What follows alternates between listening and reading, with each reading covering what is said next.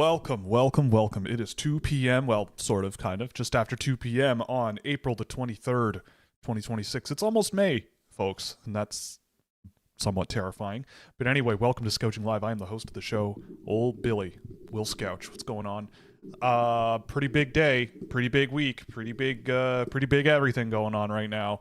As the IIHF World Under-18 Championships have gotten going, we already have our first 3 upsets, arguably.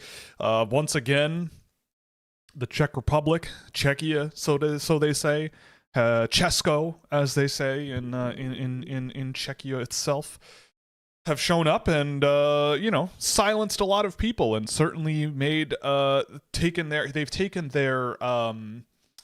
Genghis Khan Mongol Empire style cavalry overwhelm style of play that they technically usually pull out against yours truly's home nation of Canada. They took it out against Sweden today too, and beat them up and won a game. So pretty wild week. This is why we watch the tournament. The under-18s are underway. If you haven't watched this tournament, if you don't do any of that stuff, it's really worth watching. It's a lot of fun, especially if you're a bit of a draft geek. But even if you're not, I mean, the hockey's great. I don't have the Slovakia game going right now. I watched the first 2 periods, and that's not necessarily the highest priority. But a couple of these games so far have been pretty good, and so it's been a lot of fun. But anyway, again, if you missed it, the rankings have dropped, so you can check those out. I believe there's a link in the description. If you're also unfamiliar, we I got it for free. A URL for the draft simulator. You can go to scouchsim.com, give it a go, give it a try. I know we talked on Monday night about some improvements that we've had to make to the site, but I have not had the time to implement those yet. I've just been with the under-18s and getting the written preview out. I haven't been able to do that. Speaking of which, on the blog, there is a written preview of the under-18s. So far, things are holding pretty decently well. Things are holding pretty well from going in, except for the whole, Canada not winning against Slovakia thing. I didn't have that in my cards, honestly. But yeah, I mean, it's a busy time. Again, I've said this before, but it's busy season from now pretty much until July. It's crazy. There's all kinds of things going on all the time. Reports are dropping. Another one dropped yesterday on JP Hurlbert. Tomorrow we're going to drop one on, I believe, Elton Hermansen, which is great because he's been quite good at the under-18s, which is a nice little thing to tie in. So I think that's the one tomorrow. I think Adam Anderson might be Monday. I'll have to double check the schedule, but it's one or the other. Recording a bunch more tomorrow. We've got an editor on staff now helping me out. And so now, from now until the end of the year, we should be able to make a lot of these a lot quicker. So with that, anyway, hope you're enjoying them. This season's been a lot of fun. Again, if you have any thoughts, we've been tweaking the format a little bit this year. It seems to be going decently well for now.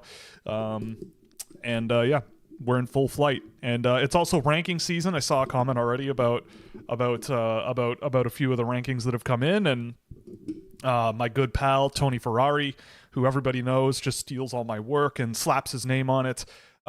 He put his list out today, and yeah, so or yesterday, sorry. He put his list out yesterday on the Hockey News, so you can go check that out. EP did theirs as well. I think there was one more that I put in my little in my tracker document here. If I can find it.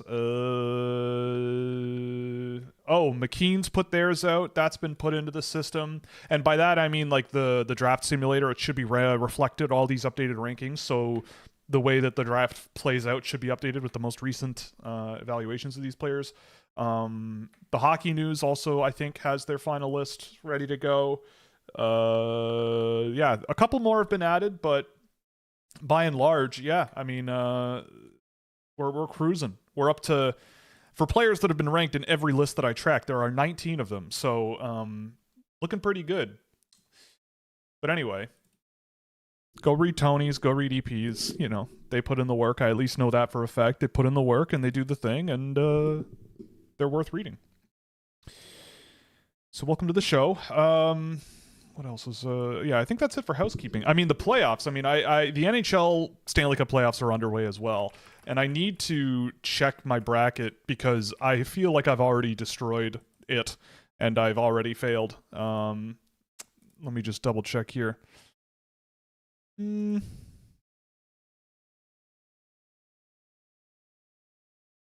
Let's see. I did have one bracket.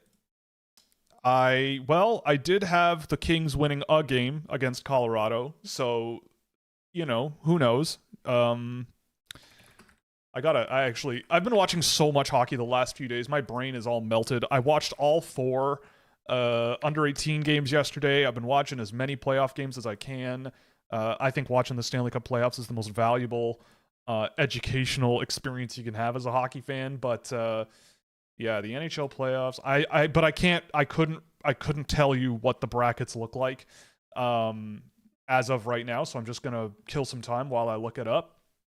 Yeah, Carolina's up 2 on Ottawa. I mean, I had that one going 7 games, and I think that's one where I feel like in Ottawa the Senators could win some of those games. I think the Senators could win some of those games, and I don't think this is going to be a cakewalk for Carolina. It seems like Ottawa is doing the same kind of thing they did last year a little bit, where like they love to push the envelope. They love to play that really physical, intense, like annoying style of play, but it feels like the referees are like calling a little bit more, but there are still way too much shenanigans to call penalties on everything. But it seems like there are more calls being made, and I feel like Ottawa is kind of paid for that. And you probably don't want to be taking penalties against the Carolina Hurricanes. Montreal and Tampa. I mean, that one might be my favorite series so far. I mean, that series has been a bloodbath and a half. It's been great. So is Philadelphia Pittsburgh. I mean, that one is not going the way I thought in the slightest. I had this one going 7 games, and Philadelphia's already won 3, and I had Pittsburgh winning. I can't believe how good Philadelphia has looked. Porter Martone is basically revealing to the whole world that, he's pretty good at hockey, which, shouldn't be controversial, shouldn't be a surprise, but he is quite good. And Pittsburgh, I don't think Pittsburgh's out of the water yet, but losing 3, including both at home, like you're going into Philadelphia, gritty is there. It's going to be tough. That's a tough scenario, but look, I don't think Sidney Crosby and his company are going to go down without a fight, and maybe they'll pull one and go back to Pittsburgh, but that's the only one that really kind of looks like one team is in the driver's seat. We've had so much overtime, too. I didn't get to see the Oilers-Ducks game last night. That's the series I've probably seen the least. The Dallas-Minnesota series is also awesome. I was up until 1:40 last night watching that overtime. And I in the scouching server, I guessed the overtime winner correctly with Wyatt Johnston pulling off that one. The Avs up 2 on the Kings, which, shouldn't be a surprise, but I still think the Kings are playing a lot better than I think you might expect going into that series. I still think the Colorado Avalanche are going to pull it off, but I mean, this year has just been such a treat. There's been so many great series this year. There hasn't been any where I really haven't been entertained in some way. Vegas, Utah has been really fun. I think that Utah team, I have them winning that series. I think that one's going to go pretty deep as well. But I just look at how Utah has been playing and how good like guys like Logan Cooley and Dylan Gunther have been. That's a team that might give Vegas a run for their money, and end up getting through. I would love to see it because I still have soft spots in my soul for the Arizona Coyotes organization, and if Utah can pull it off, then that would be awesome. But a real treat. I'd love to hear takes or thoughts on the playoffs because they've been great.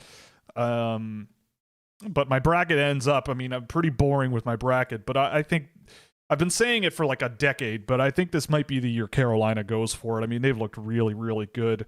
I also just can't wait for Montreal in Montreal. I mean, those games are going to be insane. A total zoo. I really, really like what we've got going on here in the playoffs, though. But for me, I think Colorado is a team that I think Colorado's been pushed around a little more by LA than people think. But I still think they're a team that can go pretty deep. Minnesota, I think, has been maybe the biggest surprise for me. Well, no, in the West at least, but Philadelphia for sure has been the team that I kind of have been going like, oh, okay, like the regular season matters not. It matters not. And once you get to the regular season is a ticket to the dance, and nothing matters at this point. And so I never, ever, ever will count out any team doing something impressive. But I did not think it would be Philadelphia, but here we are. So pretty wild. Anywho. Okay. Just get oriented here.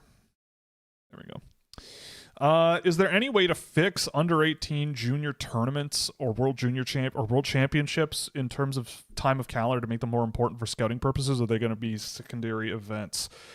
I would.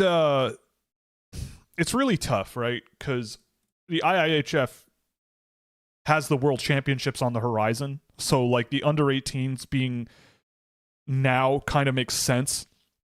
And you can't really have both going on at the same time, I don't think. And like you can't also really squeeze in the under 18s between, like, I don't think NHL teams would want the under 18s squeezed between the world championships and the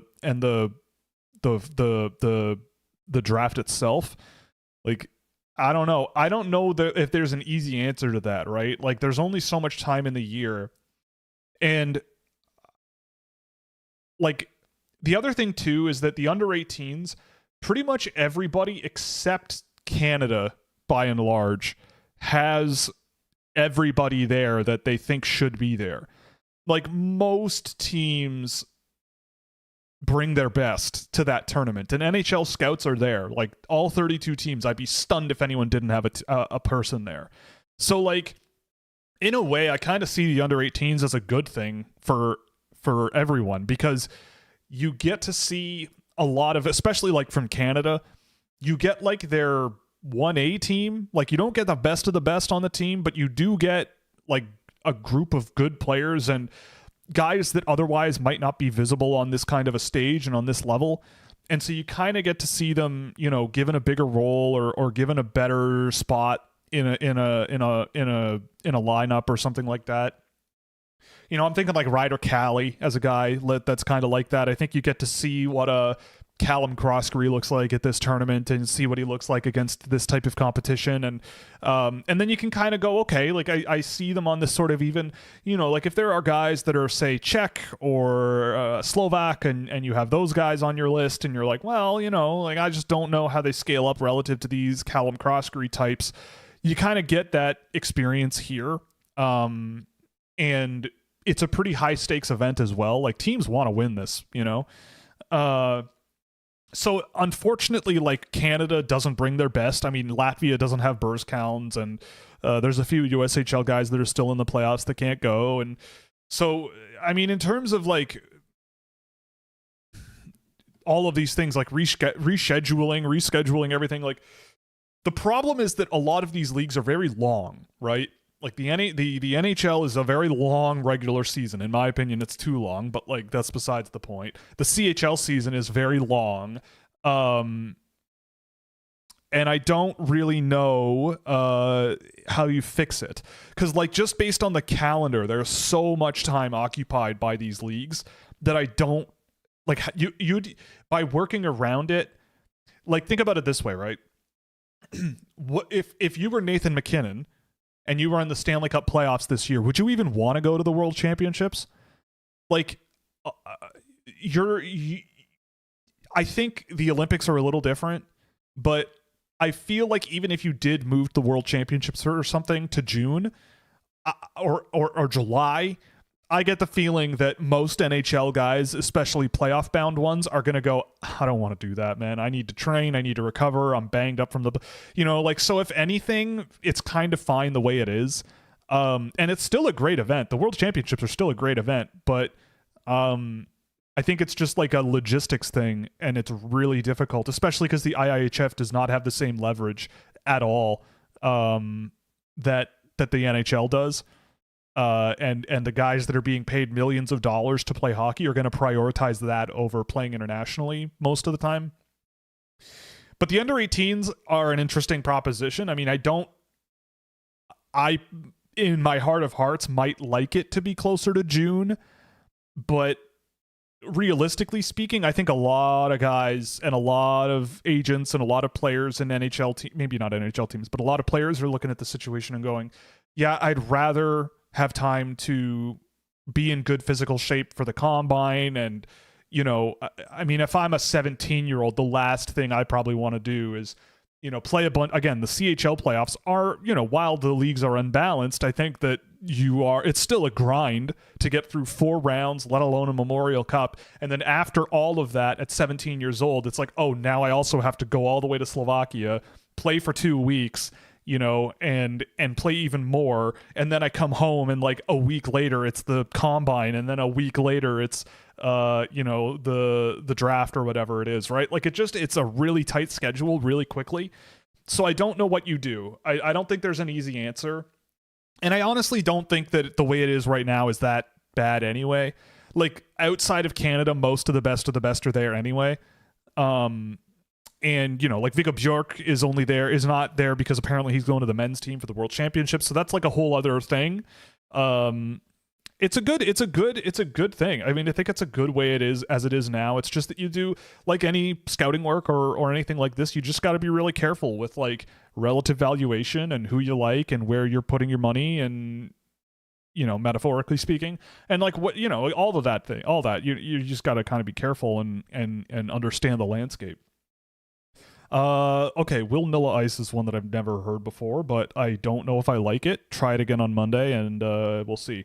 What the hell is Malhotra's rise? What am I missing? I don't know. Depends. I mean, for me, he's been in the same spot for 2 months now ish, something like that, like mid first round.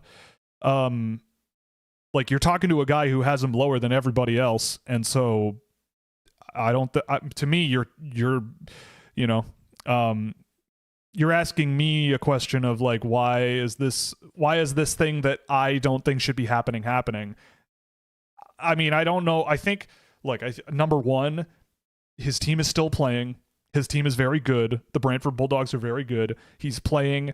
Every single thing he does is being watched like a hawk, and every single thing he does is being put on the internet. And he's a center in a draft where centers are pretty weak, I would say. Look, never underestimate the NHL's willingness to prioritize position and environment and bloodlines over truly being an elite player. Like Malhotra, I think, is a very good player, a very projectable one. I think he's a very good player who brings a lot of projectable tools. He's big-ish. He's quite resistant on his feet. He plants his feet. He's got a lot of strength. There's a lot of really interesting things in his game that I think work well regardless of the level. But I've seen a bunch of them in the playoffs this year. I've watched a few games of now at this point, and I still don't see reason to put him up with the top of the best in this group. I mean, I think this draft is very wide open still. I don't think it's very easy to nail down exactly who I would want over whom very quickly in this class.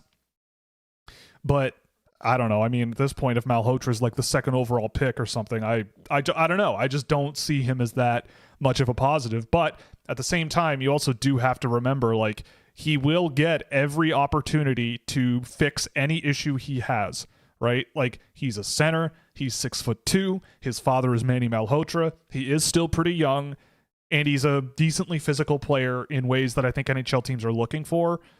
So he'll get every opportunity. The rope for him will be quite long, I think.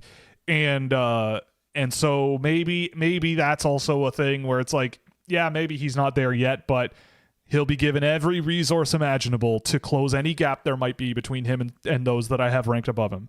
I don't know. I don't know. I don't really like to think about it that way. I don't like to do the whole appeal to authority thing of like, well, an NHL team will like this player, therefore I'm going to put them higher. I just don't. I don't think that's I think you're just basically gambling at that point, right? Like you're kind of trying to get in behind closed doors when I don't think behind closed doors, I don't think you're doing you're not doing yourself a whole lot of favors. Any under 18 players that you haven't seen or seen little of that are impressing you? Yeah, I think so. Let me just run through the teams here. I mean, Sweden, I watched that game today. I mean, Sweden and Canada eerily have very similar problems, I feel like. They're just not cohesive, really. And they had their chances. And I mean, the Czech goalie today's played really, really well. But I have really, at least in the first game, I really liked Niels Bartholdsen. I thought he played well. He's a guy that I haven't really watched in a really long time. But I liked his performance in game one. Mikhail Kim is another guy who I haven't seen a ton of, but in the first game I thought he played really well. I didn't notice him as much again today. Some of the 16-year-olds are like 2027 guys, Hampus Zarath, Ole Carlson. Those guys have been good, I think, for them. I have seen a lot of these Swedish guys over the course of the season, though, so like not a whole lot of like really surprising stuff, but I'd say of all of them, Bartholdsen's probably the one that's like really surprised me. For Canada, I mean, it's pretty much what I expected, honestly, top to bottom. There's not much that I have been surprised by with the Canadian roster. The US, I would say the same thing. Nothing too out of the ordinary for me. I thought Brooks Rogowski played well yesterday.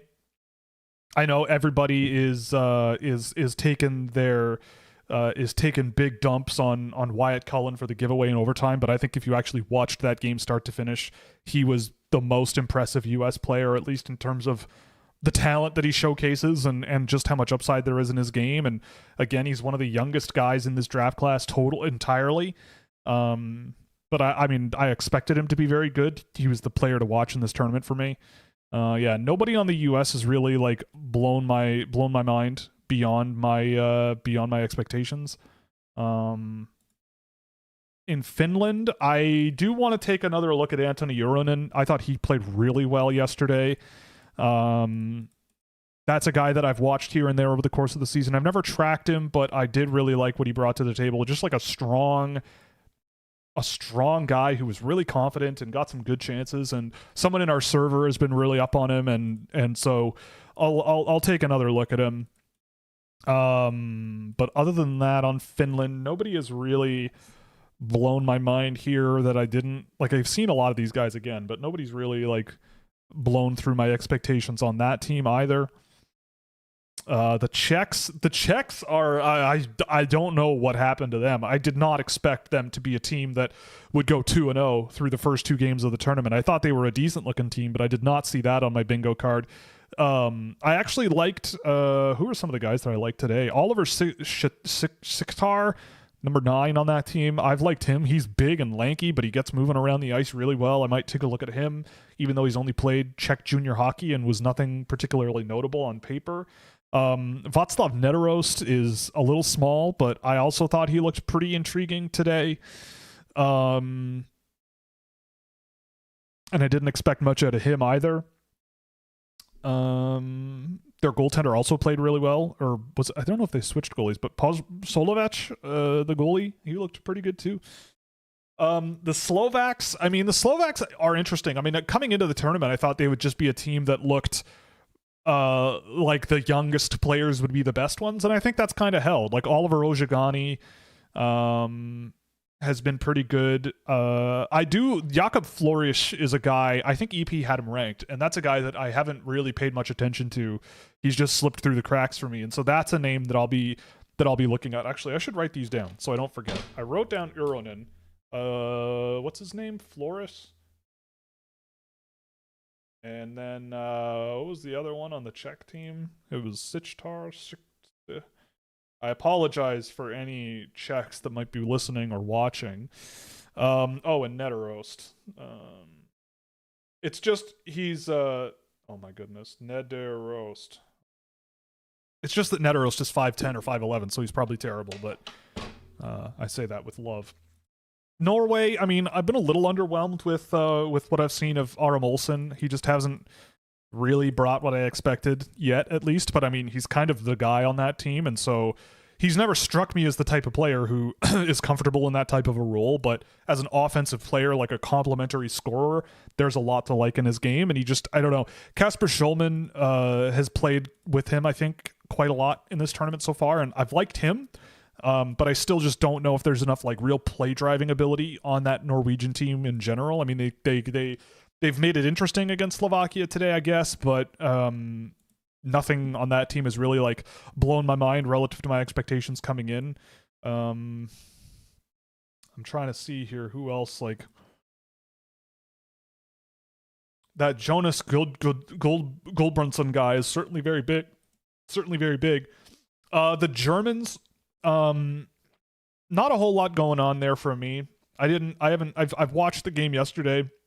I mean, they just kind of got absolutely destroyed. And so there wasn't much to look at. I didn't see the Latvians today play Canada. I downloaded the game, and so I'll probably throw that on after this is over, this afternoon into the evening, because I do want to watch this team play. And while Canada stomps them into the ground, which shouldn't be a surprise, I am curious about some of these guys and just what they look like. And depending on who was in net today, if it was Plumich, I would be very curious about how that went. Let's see. Was it him?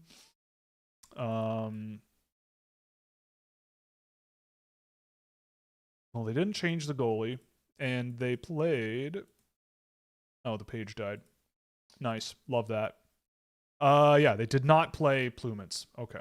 Well, there you go. So, my boy wasn't in net for them. They played Nikitins, and he got destroyed. Denmark also is very much the same. I know Denmark, again, a game I downloaded. I haven't watched it yet, but Denmark won today against Germany, which probably is the most important game they're going to play. It pretty much guarantees they won't be in the relegation round, which for Denmark this year I think is a massive win. So I'll watch that game and see how it looks, but that already like pretty much sends Germany into the basement this year. And so we'll see what happens, but yeah, not a phenomenal start for Germany, and that's a huge win for Denmark that I didn't expect, honestly. But Denmark also has the goaltender who their goaltending has been decent, it seems. So that's a +2, but yeah, we'll see. But it's been fun. The tournament's been fun. Thoughts on EP's April rankings drop? Well, I mean, look, I think a lot of it, I will say a lot of it I disagree with. But the thing is, like, I can't say that EP like doesn't do the work. Like I think I would agree with them on a lot of the things that they have in their list, but I think my priorities are just different. And like I know some of the people that are there, and like I know they're doing what you need to do to do the job. So like they're a little bit outside of the norm with the NHL, and that's fine. And oh my god, I am also killing time. Where is it? Why can't I? Oh, there it is. Okay. Right. This is it, right? Yeah. Okay. Here it is. On Tuesday. Yes. Yeah, I mean, I think again, I had someone from them reach out and was like, "Oh, the rankings aren't paywalled," but someone in my server said they were. So I don't know what's real or what's not. So I won't like give it away, but I mean, in a lot of spots, I do agree with a lot of what they're throwing out there, right? Like they've got Villeneuve top 10. I think that's 100% bang on. I mean, McKenna, like you'll see now, I've got McKenna at 1 now. I've shifted things around a little bit. I've watched a lot of McKenna and Stenberg and a lot of the U18s and a lot of hockey in the last month. And it's that whole thing. I was talking about this in the server yesterday. We were on a voice chat watching the U18s, and I was basically saying, like, I think it was a Steve Jobs quote where Steve Jobs said, like, if you wake up, I think it's for 2 weeks in a row, and every day you go, I hate my job, then you need a new job, right? Like sometimes you have a bad week at work. Sometimes you have a bad few days. Everything is a mess and whatever. But then you kind of wake up and you're like, all right, I'm refreshed. I'm ready to go back to work and do my thing. If you wake up for multiple weeks in a row and you're like, this is not my thing, then you're in the wrong line of work. And I was sleeping on Stenberg at 1 over and over and over again for weeks on end, and I just didn't something about it just didn't feel right. I watched a few more games the other day. I watched a few more games of McKenna, and it feels better in my gut to have McKenna higher. But that said, I did add Lawrence to that top tier. And I know that might be a hot take, but after watching more of him in college, the last few games that he played, I tracked a 7th game of him, and so he's got a report on the way. Seeing him and how dominant I think he's been at the U18s this year, I think he, especially for how young he is, being an 08 when those two other guys are older 07s, I am a really big believer in Lawrence. I think there's a ton to like in his game, and I think he could become an extremely valuable NHL player. And so things have switched around a little bit, and so I totally see why McKenna would be at 1. I'm not gonna scream and moan about it, but I mean, there is a lot of it where I think there's a lot of skill here on the list, and I just don't know if a lot of these guys are gonna have enough in the tank to be NHL players, or at least not like if I could draft a Nikita Klepov at 18, for example. Would I rather just trade that pick at 18 for like an established NHL player that has a lot of ability now? You know, I probably would trade the pick, right? Like, I like Klepov. I do. I think he's a fun player to watch, and he's feisty and skilled and has a great shot. But, you know, if it's like 18th overall or either trade down or get third line or package it for a middle 6 NHLer right now, I'm probably not taking the risk on Klepov personally. And so that's where I kind of come down on it. And I mean, look, I think this year's draft too, like, I'll say this, like, it's very wide open. Like, I look at a lot of this and I go, I see why you'd have Jackson Cover in your first round. I see why you'd have Mathis Preston at 26 or whatever. I get it. I wouldn't do it, but I get it. You know, like Maddox Dagenet at 16. That guy is going to get. You want to talk about guys that are going to get every opportunity to be good NHL players. Dagenet plays like a guy that a coach will just keep playing and playing and playing and playing and playing until the cows come home, and next thing you know, he's played 800 games. You know, like I strongly disagree with Lawrence at 14. I think that is just way too pessimistic. But I mean, and I think Verhoff at 11, I think, is also extremely pessimistic. And I think the best players on the Canadian U18 team this year have been the college guys, Valentini and Verhoff and Lawrence. And I think Preston's also been very, very good. So to me, I just think that but I mean, I kind of expected that. But like, I don't know. It's really interesting, right? Like, because you have to think about things in a few different ways. Like, I am one person and I only have the experience that I have. I work alone. And so like, I'm going to come out with my own preferences and I throw them out there and all that stuff. And these guys have a giant team of people combining all kinds of different philosophies and all kinds of stuff. And so at the end of the day, you end up with a lot. And I think this year's draft class is very tough to sort through, very hard to prioritize certain types of players over others. And I don't know. I see a lot of where they're coming from in a lot of spots. And I mean, in other areas, I don't. But like, I don't really care all that much. You know what I mean? It's just a matter of like, I might just see certain parts of the game quite differently. I see all the Canadians littered in the first and second round here, and I just go, I just don't know if the Canadian Hockey League is a great developmental environment anymore. And that fundamentally will radically shift how I see the landscape relative to a place that will have a bunch of Canadians in the first round playing in Canada. You know, I was doing the math today actually because I wanted to know for sure, but I noticed a few weeks ago that there are about the same amount of Americans and Canadians registered as hockey players with USA Hockey and Hockey Canada. And I think there are I actually have the numbers in front of me here somewhere.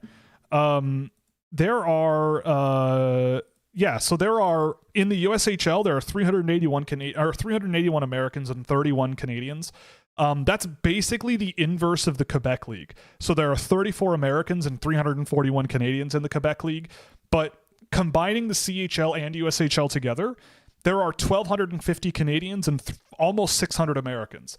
So for the same amount of people registered to play the sport, the top 600 Americans are playing CHL USHL, and the top 1,200 Canadians are playing CHL USHL.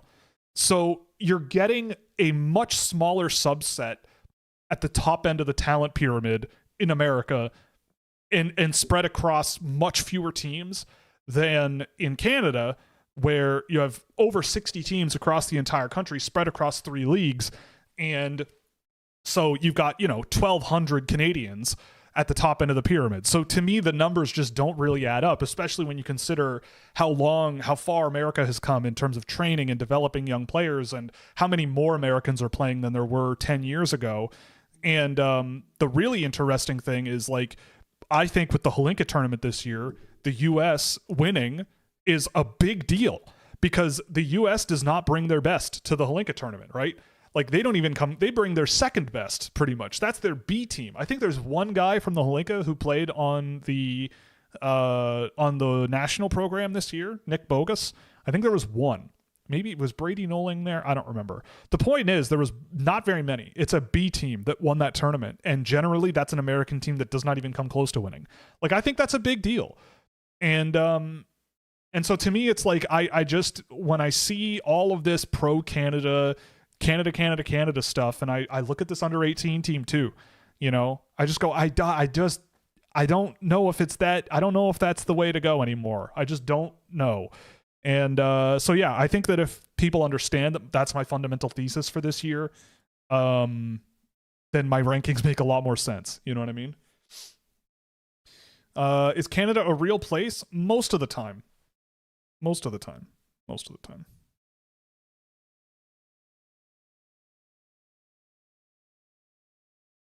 The Hlinka team was all CHL players and it was their best? No, it wasn't. Like, if the U.S. had their way, they'd all be on the national development program, right? Like, if that were the case, then why isn't the U.S. team at the U18s all CHL players, right?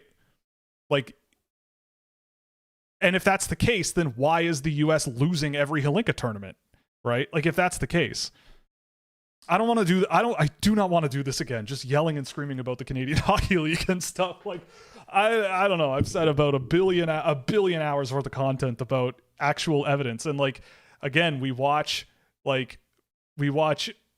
everybody talks about the Canadian Hockey League so much about it's like this top pedestal stuff. And then any time in the last 3 years, Canada has had like an international appearance. The under 18s last year was a little different, but like so many times we watch Canada lose to a Slovakia now, lose to the Czech Republic, lose and lose and lose. And then you see how it happens, right? Like, I'm watching this Canadian under 18 team against Slovakia yesterday. Their depth cannot move the puck out of their own end. It's the same problems, right? Like the breakouts, everything like that. It's tricky. Okay, look, I don't know what to tell you, man. I don't know what to tell you. The goalie was the main reason the team won. Maybe, but they won, like they won, bro. I look, you can believe what you want to believe, but I think it is, there's a lot going on here that is awfully telling, about what's happening here. But I don't know. Look, maybe Caleb Malhotra is the best player in the entire draft. Maybe Nikita Klepov and JP Hurlburt are going to be top 6 scorers in the NHL. Maybe. I don't know. Maybe it's very good that most of the playoff series going on in the CHL before this round have been blowouts. Like, maybe that's a good thing, but maybe. But I don't see it. Okay, I don't know about Verhoff being the next Hedman. Verhoff dropping a lot, surprised or market adjusting to the mean? Well, I mean, I'm not surprised. Again, like, Keaton Verhoff was put on a really good college team. He was put on a really good college program at 17. Think about it this way. If Keaton Verhoff went to Victoria and scored 40 goals this year, would people be down on him? Probably not. I think people would be freaking out. And he scored like 20 something last year. Like, there's a world where Keaton Verhoff is like an 80, 90 point defenseman this year in the WHL, even if Victoria weren't incredible. Under normal circumstances, he still would have Cole Reshny there, right? But it's not normal circumstances.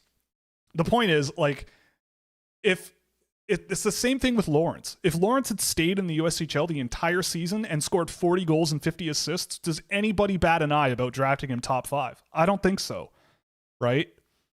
Like, I think with Verhoff, I think people are wildly overcorrecting because I think people saw him play Wisconsin in the Frozen Four, and he wasn't great, right? Like, he was not great in that game. And I think with all of the eyes in the universe, in the hockey world, trained on him for every minute he was on the ice in that game, and him having some trouble in that game, people went, uh-oh, you know? And I mean, I have my doubts about Verhoff for sure. I think that he's been pretty much in the same spot on my list all year long. I never thought he was really a rival to McKenna. Some people did over the course of the year. But I also don't think he's like a mid-first round pick. I think that somewhere in the middle makes a lot of sense. You know, if you have him at 11, fine. It's 11, right? But I also see a 17-year-old defenseman, right-hand shot, who's not small, who bet on himself. Like, he could have taken the easy way out and stayed in Victoria and, you know, gone to school and finished up like a normal kid and played with his pals and scored 100 billion points and who knows what could have been possible. But he challenged himself, right? Like, I like, what are we, like, I guess the question for me is, like, logically from there, like, what are we doing here? Like, isn't that a good thing? Like, don't we want young players to, like, bet on themselves? Like, I thought this was a sport of competitiveness and honor and not taking the easy way out and, like, playing a tough game. Like, what tougher job for a 17-year-old could there be than go to the NCAA, to a really good program, play really good minutes, and do it at 17 in the best NCAA hockey has ever been, right? The influx of the CHL players have made it so much better. The influx of really talented 17-year-olds, I think, has also made it better.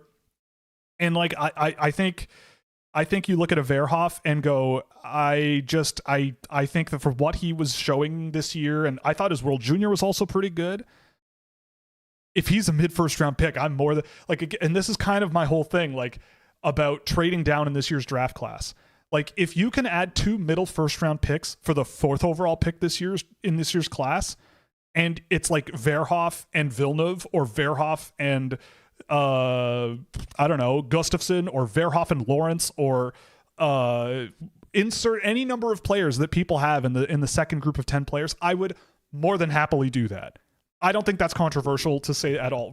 Like, would you rather have Chase Reed or Keaton Verhoff and Mathis Preston? Or would you rather have Carson Carrolls or Keaton Verhoff and Tynan Lawrence? Like, if you can make that happen, I do that 10 times in 10 attempts. I just don't think it's remotely a discussion if that's a possibility. I think people have overcorrected way too much, and, like, Verhoff did not have a great game against Wisconsin, but I don't know. What? Yeah, his report is done. I don't think I've published it, but I think it's done. I'm about to sneeze. Sorry. Yeah,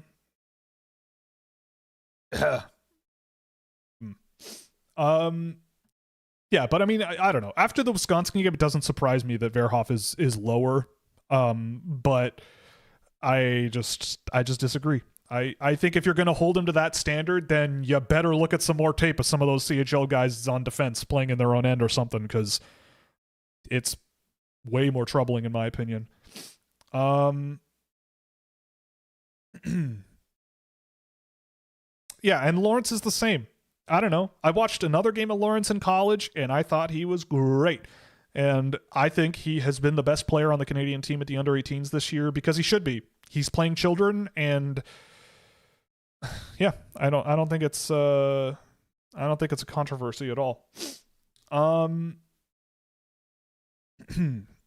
the Dallas Wild series indeed has been amazing. It's been really good. Kirill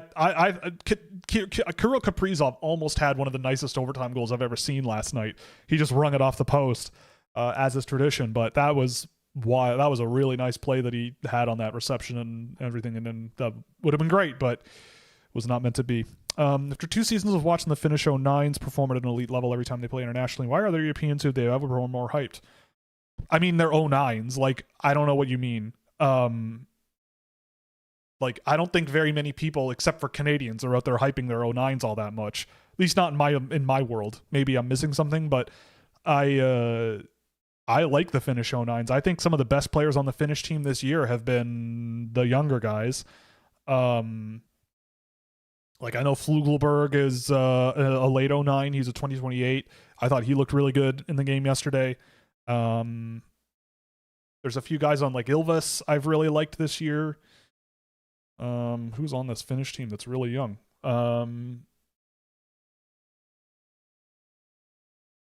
Yeah, Luka Santala is another one I liked in the game yesterday. Like, I don't know. I mean, I don't know what you expect, right? Like, it's April 2026. We still got a long way to go. And like, also, most people aren't watching the level they're playing at, right? Like, nobody cares that much about the Finnish junior level of hockey except weirdos and crazy people like me. At least in North America, right? And yeah, I mean, you're right. Like, I think they've been a really good group of players. Why aren't they more hyped? Because they're 16, and the only 16-year-olds in hockey who get hyped are the Canadians. like that's pretty much it. You know, you don't hear too much, at least over here, about pretty much anyone else, you know. A lot of people are talking about Alexis Joseph, and I do not think he's looked particularly dominant at this under-18 tournament for a guy that people are saying could rival Landon DuPont. I have not seen that. Can you explain what makes you so high on Lawrence? What would you say the upside differences are between Malhotra and Lawrence? Okay, so Lawrence plays the exact style of play that I think is the most valuable in the sport. Right? At least for a forward. Defenseman, you can pick and choose whatever. There's a lot of nuance to that. But like, if you're drafting a hockey player, like, okay, I'll put it this way, right? You know what? It might be easiest if I just do this. Do I have a window open? Yes. Okay. Draw online. Can I just have a notepad to draw online with? Because I want, okay. So okay, so let's do this, right? So let's take a look at this, right? So when I look at hockey, I look at a few things, right? We'll just say get. You have get, and then this goes to move, and then pass. Pardon my writing. Pass or shoot, whatever. And then it is also like move, kinda, and get, right? And you also, in the middle here, have think. Okay? So like, this is kind of ubiquitous. It goes with all of these. It kind of mixes in with all these, right?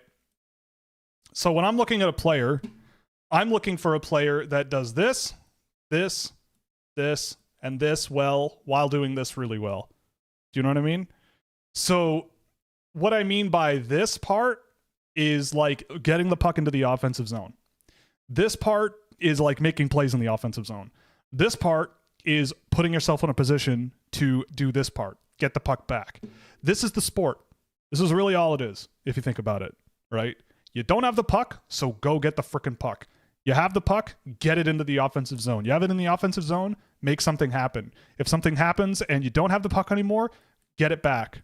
And it just keeps going over and over and over again, right? So in my mind, I should make this a little, let's remove a bunch of this. Okay? So in my mind, when I'm looking at players, I go, who is checking these boxes? How many of these boxes are being checked in a way that I think work in the NHL? And when I look at Tynan Lawrence, I see an absolute ability to do this. I think that's without a doubt possible. I think there is also, without a doubt, an extreme strength doing this. And I think he does both in a really, really smart way, in a really clever way that is projectable. This part is a work in progress, I would say. I'd say he does too much of this. I'd say he shoots the puck a little too much and all that stuff. But I think this part has also grown significantly over the course of the year. And this part is absolutely not in dispute. I think he is arguably one of the best skaters in the entire draft. Explosive, mobile, agile, and he's skilled. He has so much going for him. And to me, there are not that many guys in this class who do that, right? Like, I would say that McKenna checks this box decently well. He certainly checks this box. I'd say this box is an X. I think this is a major work in progress. And I definitely also do not think this is very good either, right? Like with McKenna, I think that this is a guy who his box does not get checked here, but and this box, the think part, this is definitely a check. I think this is also a check. But the rest of it, sometimes I would say, at least off the puck in the offensive zone, that's a check mark too, right? So the thing about McKenna, though, that hasn't been one for me, is that this thing is like this. It's like a quadruple check. Like, it's so good that it kind of trumps these problems quite a bit, right? You can live with it. But like, that's not always my biggest priority, right? When I look at Tynan Lawrence, I see a guy who checks a lot more boxes. With Malhotra, I personally, I don't see this as a necessarily good box. I like this part of Malhotra's game, honestly. I think his transition game is good. I think he protects the puck really well. I think his skill level is also pretty good and in a projectable way, so that's good. This part, I think, is like a half check. It's not an X, and I would say not a check. This, I would say, is a small check. And this part, I also just am not totally sold on, right? So to me, I go, there's a good check here for a lot of these categories. There's a lot of things you can build on, but I think he's just deficient in a lot of ways that Lawrence is not. And Lawrence's deficiencies, I don't think are worth writing him off completely about, let alone having them apart by 5, 10, 15 slots. I just don't see it that way at all. Now, obviously, the difference is it's an impossible argument to deny, right? If you're betting that Malhotra's trajectory is just going to do this over time, right? If this is player over time and Lawrence is going to do this, an NHL team is going to look at this and go, well, yeah, obviously we want this guy, right? But I look at it and I go, I don't think that's the case. Like my hunch is that it's going to be a lot difficult, a lot. You're going to get a lot out of Lawrence, and very quickly. And they're going to be teammates next year probably, so that'll be interesting as well. But yeah, that's kind of how I see it.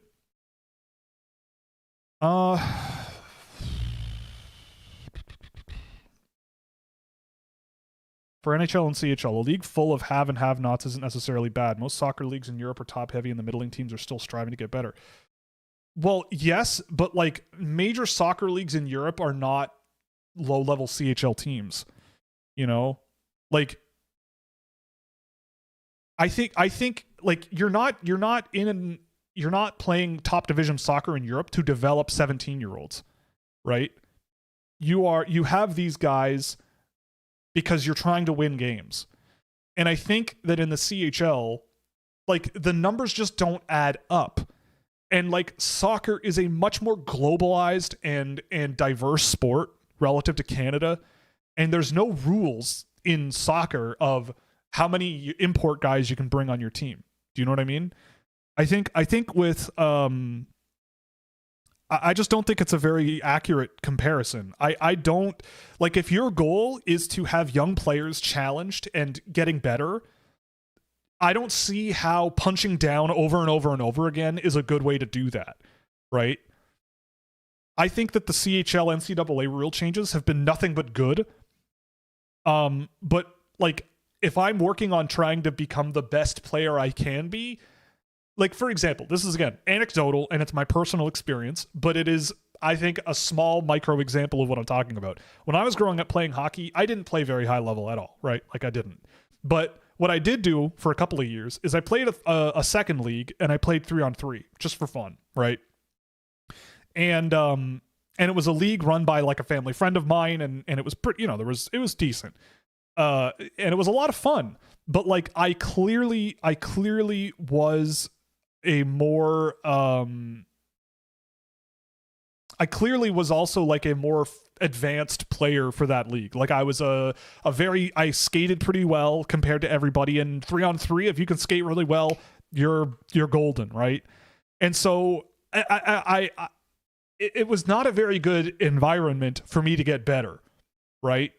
Because I just was beyond most of the guys that were in that league with me, I actually knocked out my French teacher's son one day. That was unfortunate and awkward the next morning in French class. But the point I'm trying to make is, like, if you have a league or leagues where the best teams in the league have a ton of resources, they're in a great market, they have a bunch of sellouts, they're owned by NHL players, and on the other side of it, you have like a community-run organization that simply can't keep up, and those games, like, I don't see how you think it is remotely healthy to have leagues where the entire backstretch of the year, there are teams winning 9-1, 8-1, 7-4, 10-3, 12-2. Like, that to me is a write-off. That doesn't matter. They may as well forfeit at that point. Like, that's not healthy. And I think European soccer is significantly more competitive, and there's way more money at play that teams are, and you get relegated if you don't win. So even if you aren't Manchester City, like, you do have a obligation to, if you have young guys, you're not going to play them because you don't want to get relegated, right? You want them challenged, but you don't want to lose games. And I think the CHL isn't really like that. The CHL isn't developmental. It is. It should be. And I think it is. Like, again, like, I'm not trying to say that the Canadian Hockey League is not worth considering at all, right? That's not what I'm saying. I've never said that. It's you don't want to overcorrect on the other side of the equation. I just think that it is overvalued. And I think we get evidence left, right, and center all the time of why it's a little overvalued.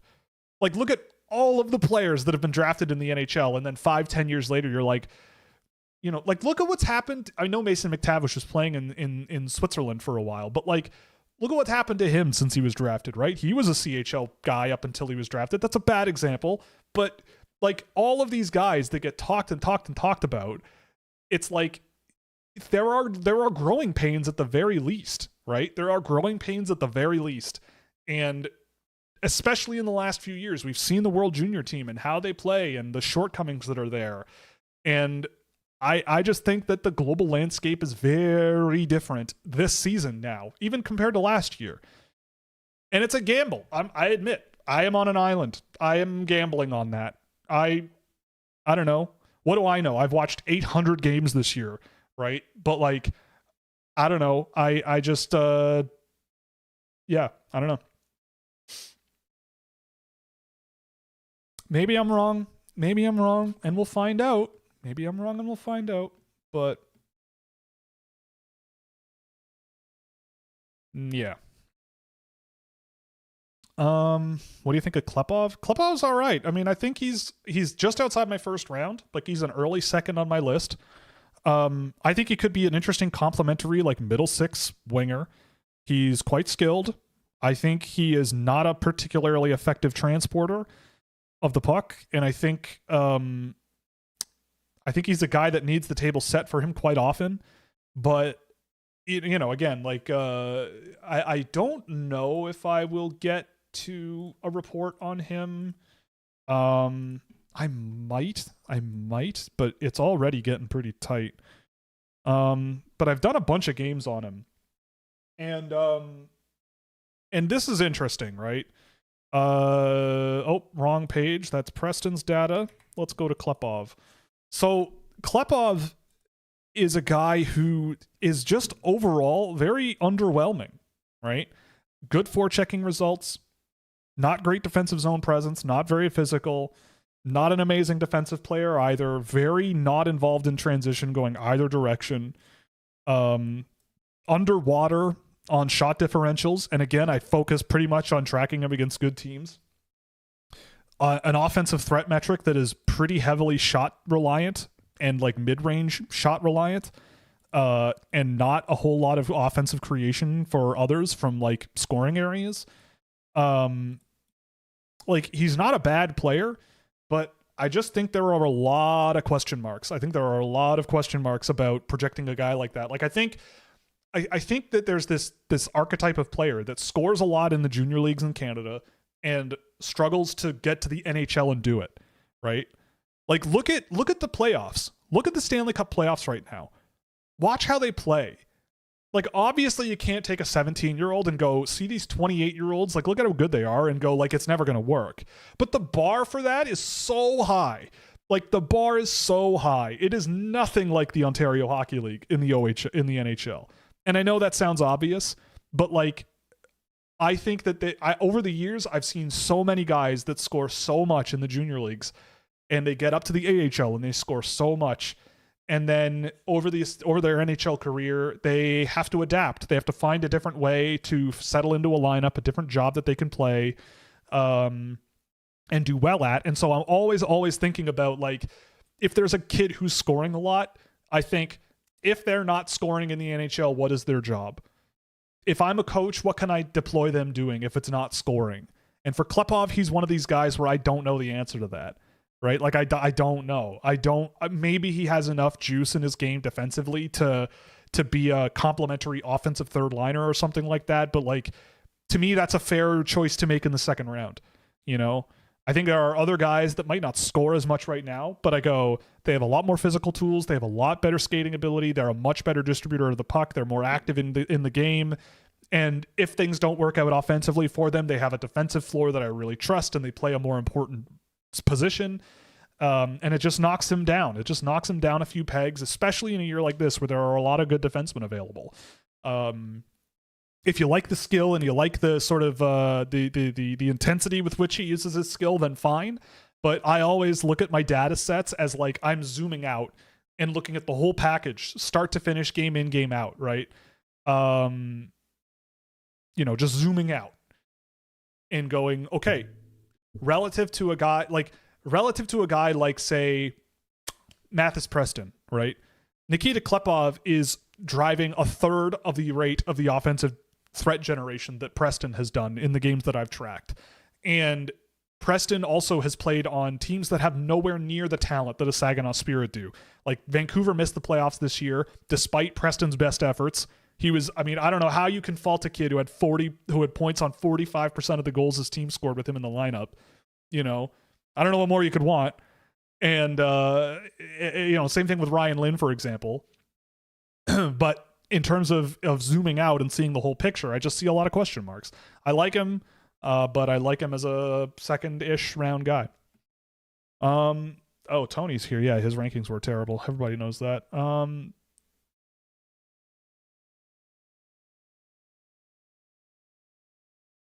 Is Matvei Gradin exceeding expectations in your opinion, or is he what you expected? He looks super good. He's hitting he's definitely like hitting his potential, right? Like, Gradin, when he was a draft eligible, I actually went back and looked at Gradin's numbers that I had tracked, and a lot of the video that I pulled, because I did see him play for Calgary once this year, and I thought he did look quite good. And I think with Gradin, it's like, it was never a matter of like his raw talent.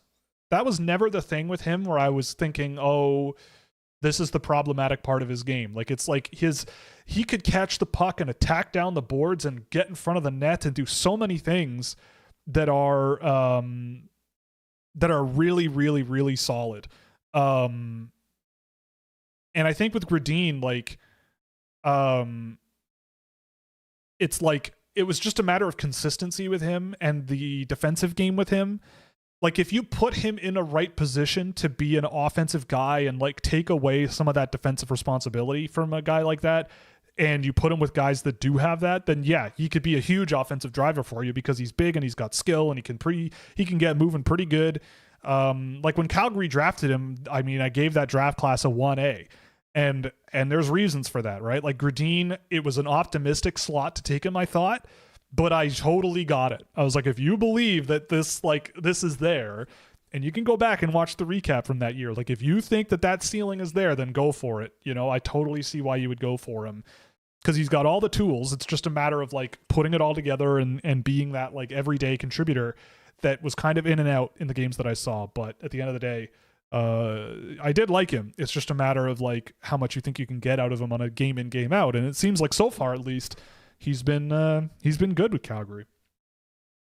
Cullen looks like he shot out of a cannon with the way he moves. I mean, it's too bad he turned the puck over one time in overtime and lost the game for his team. You know, it's really too bad. I guess he's never, ever going to play hockey ever again. He may as well retire.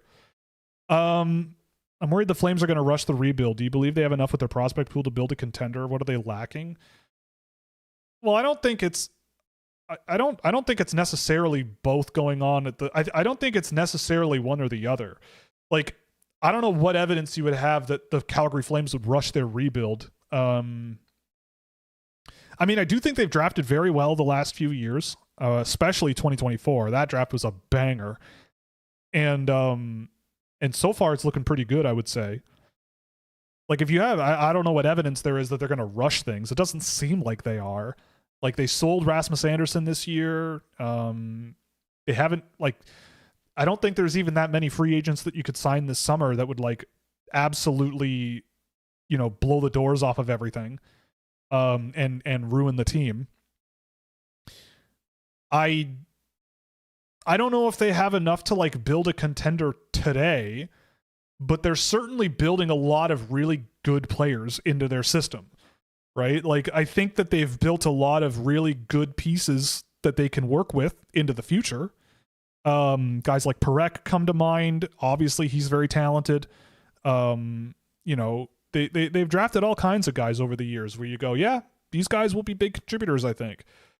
I don't think they have, like, that Celebrini level, I'm going to rescue your whole franchise type player. I don't think there are that many of them out there in the world in general. But I think that if you play your cards right in the draft this year, you could do a lot of damage if you're Calgary. I don't think that's in dispute at all. Every time I run a draft simulator and Calgary pops up, I end up going, like, if I did that, I would be thrilled with what comes out the other end. And it's hard to avoid that. So we'll see what they do in reality. But I don't know what they're really lacking because they've drafted a lot over the last few years. I mean, like, maybe they could add a few more, like, really mobile, you know, Malte Gustafsson-esque defensemen who are strong defensive players, and that might be something they might need to add. But, like, I don't know. I don't think that there's too much to be too critical of. I think Craig Conroy, as a tank commander for the last couple seasons, has done a really, really, really good job. Like, I see no reason to doubt the guy.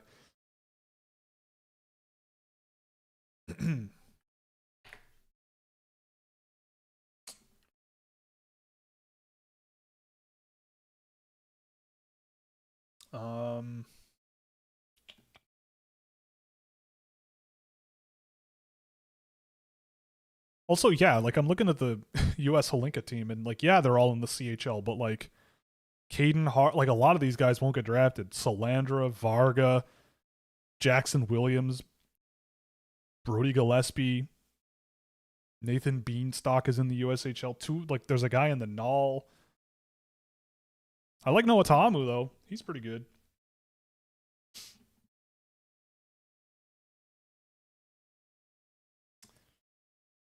Do you think this change in terms of players going to the CHL or NCAA is a good thing for hockey development? I think it's the best thing that's happened to hockey development for Canadians in a very long time. I think it makes all the sense in the world. Number one, young players can make money doing what they love. I think that's a plus. especially in a world where the NCAA is like drowning in money. Like I like you've got American billionaires financing a college hockey organization.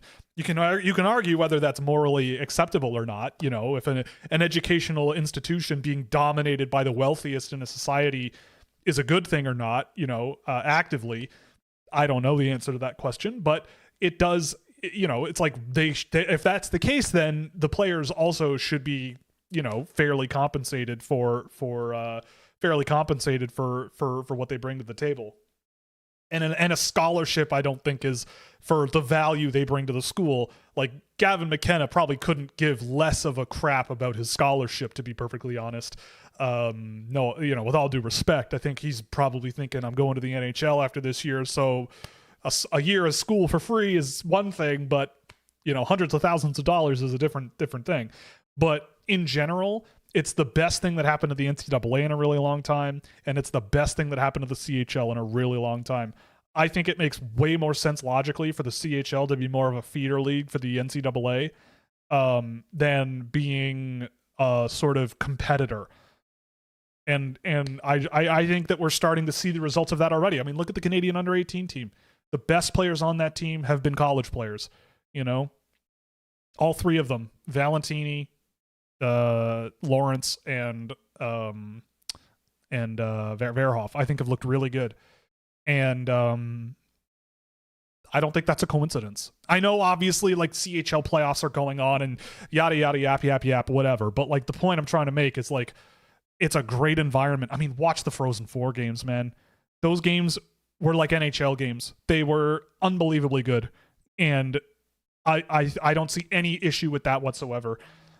I'm a shoot me if you feel like it, but I'm a free market capitalist, and I believe that adding artificial restrictions to artificially boost and force Canadian players to stay in Canada to keep playing in, you know, Peterborough, Ontario, or Swift Current, or you know, Prince George, because without them teams would fail or something, to withhold them from going to college hockey, which is a great environment. I don't think that's right either. So the fact that that's not the case anymore is, I think, a really good thing. And yeah, like McKenna on this year's Medicine Hat Tigers team, imagine, like, he probably would have scored 180 points with his hands tied behind his back, right? Like, it would be like McKenna. I think McKenna has gotten a lot better from the beginning of the year.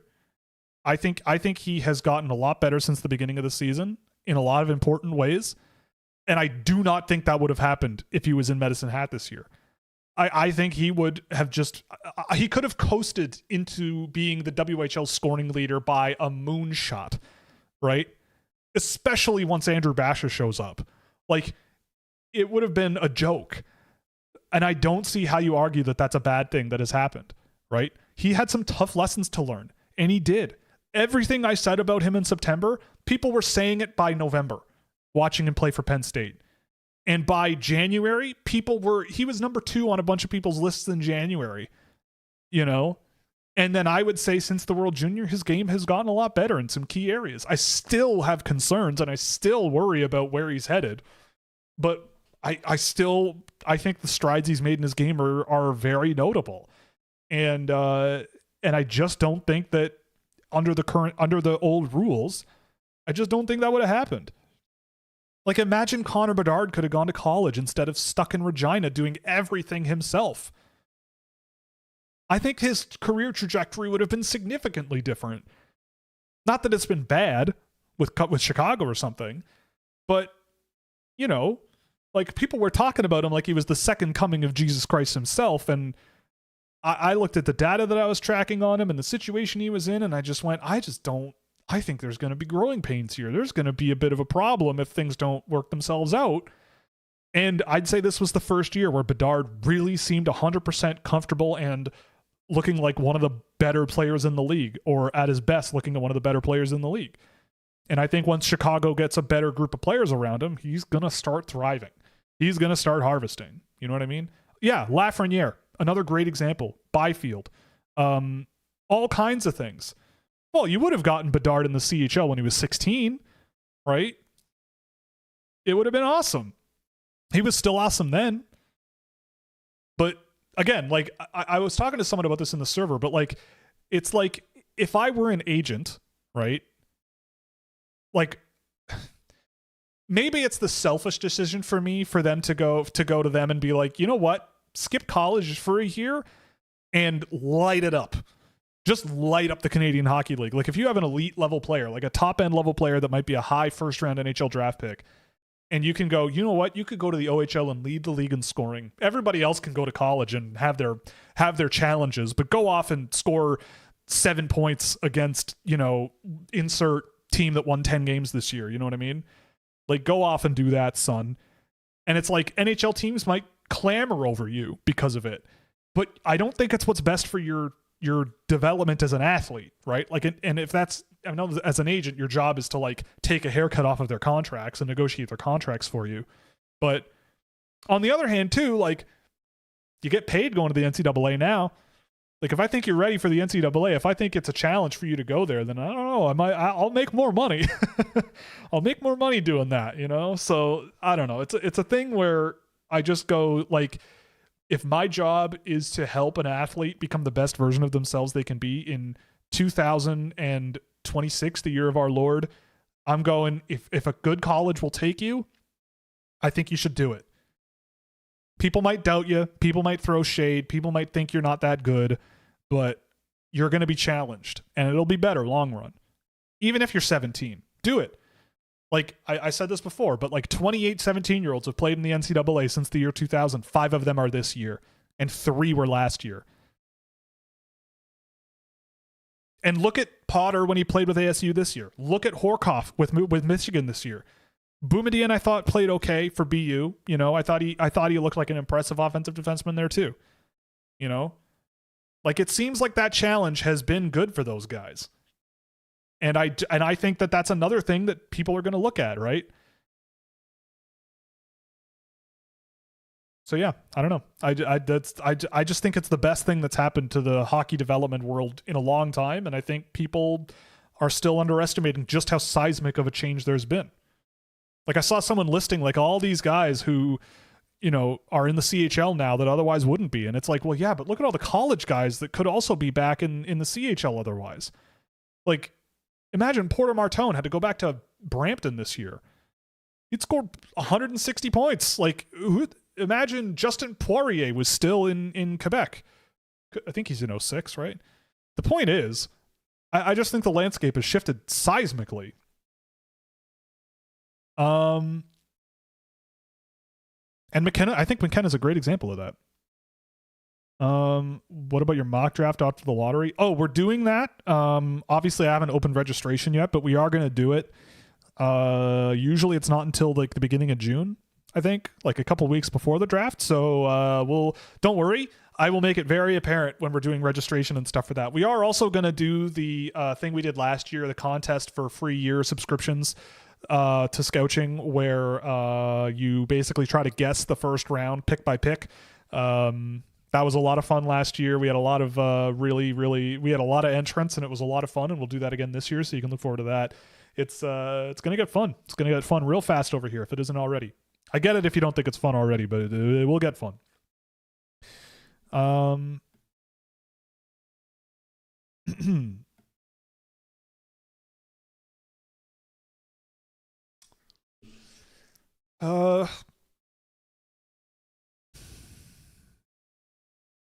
If you were the Kraken's general manager, what would you do with Shane Wright? Is it better for Catton to develop in bottom 6 minutes as a center or top 6 as a winger? I personally see Catton as a center. I mean, Seattle. The thing with Seattle is like they have been absolute. Like, I fundamentally just cannot believe that Seattle has not made moves to upgrade something. Like blow the door. Like they have had so many draft picks and they've drafted really well. It's just they have a team of third liners and a team of second pair defensemen. And like all of these names come and go, or these opportunities where you could just go, you know what? We can afford to overpay to get X. You know what I mean? Like if I were Seattle, I would have, I mean, maybe it was just not going to happen, but I would have been all over Mitch Marner if I were Seattle. Like, yeah, Bobby McMahon. Yeah, there you go. They went out and got Bobby McMahon. Yeah, that's the elite pickup they need. But like their defense group, like Vince Dunn has been their number one defenseman, and I really like Vince Dunn. But if he's still your number one defenseman, like that's not quite enough, you know? Like they've been running Adam Larson and Jamie Alexiak and all these guys since expansion, and it just hasn't worked. And there's been no movement on upgrades. It's just been sell, pick, sell, draft, sell, draft, sell, draft. And it's unfortunate because like Seattle has all of the ingredients. And unfortunately, with Shane Wright where he is, I think you may as well just keep Shane Wright around. Like if anything, a guy like Berkeley Catton or Jake O'Brien, I would be selling Jake O'Brien. I like Jake O'Brien, but like, where is he going to play? Right? Like I would be on the phone trying to sell high on him during the OHL playoff run and everything, trying to get that like guy at the NHL level that can help me today. Who that would be, I don't know. Right? You know, who knows? Maybe the New York Rangers are willing to give up on Adam Fox. You know what I mean? Like make a splash, man. Right? Like that's the problem they've kind of had. I personally still, every time I watch Seattle, I think Matthew Beniers has all the potential in the world to be exactly what I thought he could be. You know what I mean? I love Matthew Beniers in a Seattle jersey. There's just nothing really around him. They have so many good second line players, but when they line up against the best in the world, they're just not there yet. And I don't think you can get there by being a playoff bubble team without making a splash. And they have the opportunity, and I think that might be why they keep moving in different directions management wise. You know, like again, I feel really bad because I like Seattle. I know people there. I know I've been there since, I've known people who have been working there since day one. You know what I mean? Like I love the city of Seattle. I had such a great time there, and I love the Kraken, everything about them, right? Like some of the nicest people in hockey that I have ever had the pleasure of interacting with are affiliated with Seattle. Like it really is unfortunate that they're in the situation they're in. And so if I'm the general manager, I don't know the answer specifically with Shane Wright. I don't know what a team would offer you for him. You know, like I would think more like if Shane Wright is my third line center, Matthew Beniers is my second line center, I am more than happy with that. Who's my first line center though? Right? Who knows? Maybe you call Toronto. If anybody has all the pieces to make a deal for Austin Matthews, if Toronto really wants to tank, we had a crazy discussion. In the Discord server last night about Austin Matthews potentially being traded, and I think it would be asinine for Toronto to do it. But if someone out there were like, I will pay you to take that risk and bet that he's going to get better, and if he doesn't, I'll lick my wounds and live with it, Seattle has the pieces to do it. Would Austin Matthews accept that? Probably not. But the point I'm trying to make is like, you got to think outside the box a little bit if you're in Seattle. Like you gotta start making a push, you know, because Beniers is already entering his mid-20s, and I love Berkeley Catton, but if there's and I've liked him with the team this year in Seattle, I'm glad they kept him there again, challenging him, which I think is a good thing. You know, you could put something together. You've got, who knows, Clark Caswell has looked great in college. Jagger Furcus looked great in the AHL. I thought Shane Wright has been a solid middle six guy for them. Berkeley Catton has all the upside in the world. Jake O'Brien, he's got great value right now. They've drafted so much. So like move something. Try. You need in this current NHL league, you can draft as well as you possibly can, which I think they've done. But you need star power too. You need star power, you know? Anyway. Like they're kind of like discount Carolina at this point, and I get it. That's probably a good place to be, but they're not fully formed. They're not at that level yet. And I don't know if they're going to get there with this group, you know? And I'm not sure exactly what it is that's holding them back, really, because when you look at Carolina, you go, do they have the star power, really? Like, Aho is great, you know, but they're kind of a team of second liners, too. But they go deep every year, you know? And I think a lot of it is also that, like, Seattle's defending is a little strange. And, I mean, I would also argue, like, Seattle, ever since day one, I feel like their coaches, they've hired kind of just, like, milquetoast coaches. And I think they need to think outside the box a little bit, like Pittsburgh did with Dan Muse. You know, try to find someone a little bit modern and a little bit different than the typical coach. I don't know, but it's unfortunate because they have all the potential in the world and they've done a really good job drafting and developing, and it's just not quite enough to get over that hump, you know. No shot. Verhoff isn't top 10. I agree. I agree. I don't think he should be outside the top 10, but here we are. I just think people saw him play important games. You know, I think people saw him play important games, and, you know, it just, he was not great against Wisconsin, and I think, like, people were sassing him, you know, and it's like, man, I always think about every day of my life. I go, what if I was sitting with the guy right now? You know, what if I was sitting with the player? What if Keaton Verhoff were sitting right next to me? He probably, after that game was against Wisconsin, I hope he didn't, but I bet he did not feel particularly good about himself after that game because he was not great. But, like, man, there are so many more positive things to take away for him, I think, from this season as a whole. I would be so proud of him for what he did. Like, it's just, there's no other way to explain it for me. I don't know. I just think, though, I think he's a really good player. And here we go. This is where the silliest stuff happens, man. This is the time of the year where everybody's a draft expert and everybody acts like they've watched every game these guys have played, when in reality, they're just looking at all the lists that are made public that everybody reads and going, oh no, what do we do? Oh no. Okay, Charlie, you're going to have to explain the survivability on Yandumi there, bud. Thoughts on Ben McBeth? I think he's a very efficient defenseman. He's very simple and efficient and okay.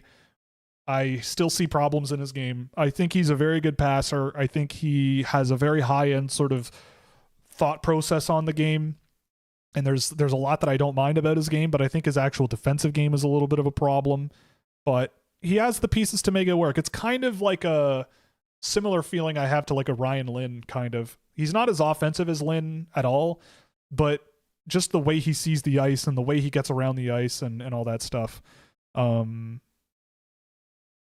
He's an interesting player. I've seen a lot of him over the last few months, and I have him in the second round, I think, and I think that's reasonable. If he goes in the first round, I also see why. Just very efficient. You know, if Riker Evans can be an NHL defenseman, then so can Ben McBeth, you know?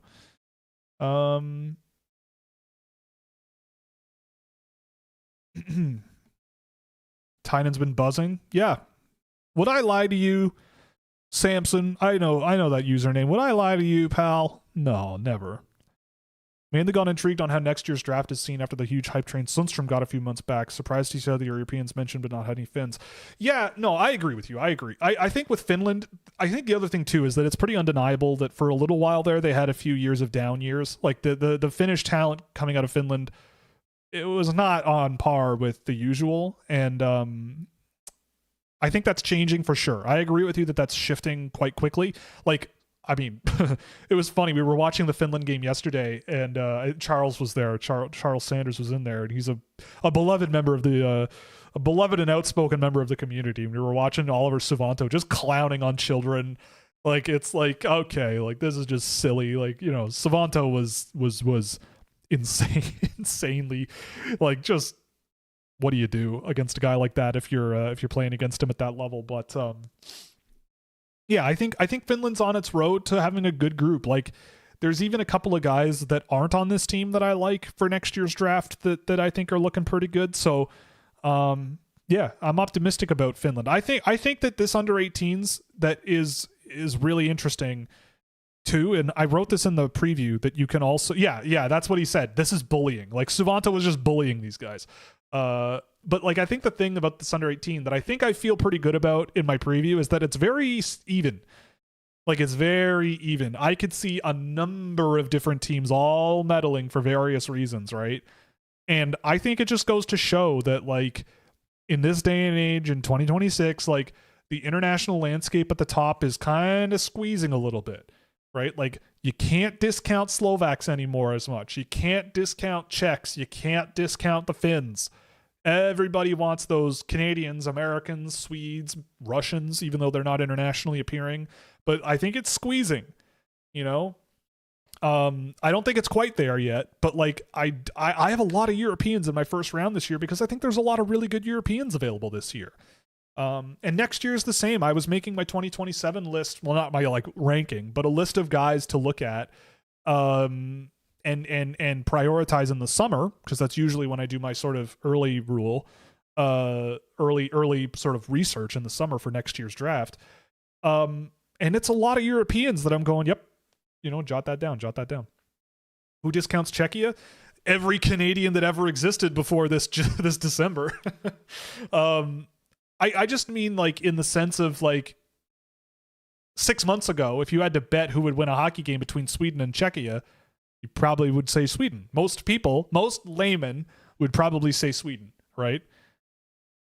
I don't think anybody would have guessed that Canada would score a goal against the Slovak under-18 team before yesterday, and yet here we are.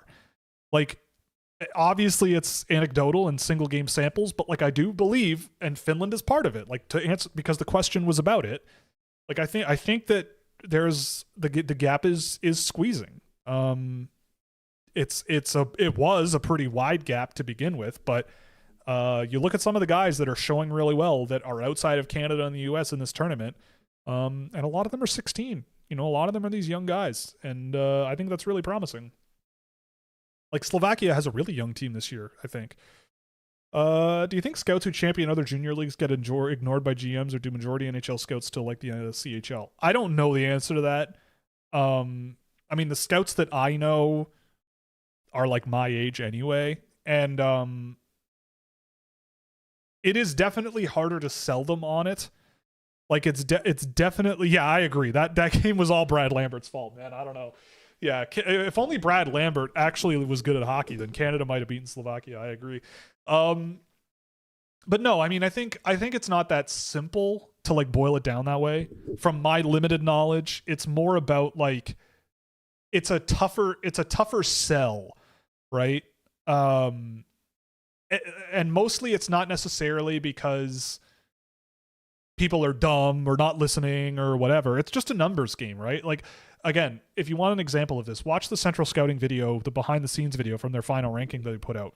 Like, I imagine maybe you haven't, right? Like, it's worth watching because I think there's little nuggets you can take out of it. And the biggest one that I noticed was like they were talking about the North Americans, and the room is filled with people, right? The room that they're meeting in is filled with people. They Zoom patch in a father and son from Finland, two guys from the same family on a Zoom call. And they go, what do you think? You know? And they go, well, we like Albert Smits. You know, he is a very good defenseman who is big and rangy and lanky. He has the offensive tools as well. He was so good at the Olympics, you know, like this and that and those and this and this and this. And I'm like, yeah, man, you're spitting facts, you know? You're spitting facts, Mr. Finnish person and sons. But like they were talking to a room filled with people who just finished talking about all these North Americans. And then when they went, you know, we think that Albert Smits could be the first one taken, you know, and we think he's number one. And fair enough, I get that. And they go, okay, like your first European defenseman? And they go, no, like first defenseman. And they acted like surprised about it, right? So you're, as a European, kind of up against that wall of like, they would be acting with surprise that the guy that you think is there is the number one defenseman in the whole world. You know, that's not something I would disagree with anyway, right? Like, I think Schmitz is I think Schmitz and Villeneuve are right there with Verhoff and Gustafsson, maybe Reed. But all those guys, I think, have the potential to be the best defenseman coming out of the draft. And it's a good draft for defensemen. But I think that's kind of the thing that's more of the dynamic, is like the numbers are just not in favor of Europeans as much. And there's a lot of North Americans that do this work for North American clubs.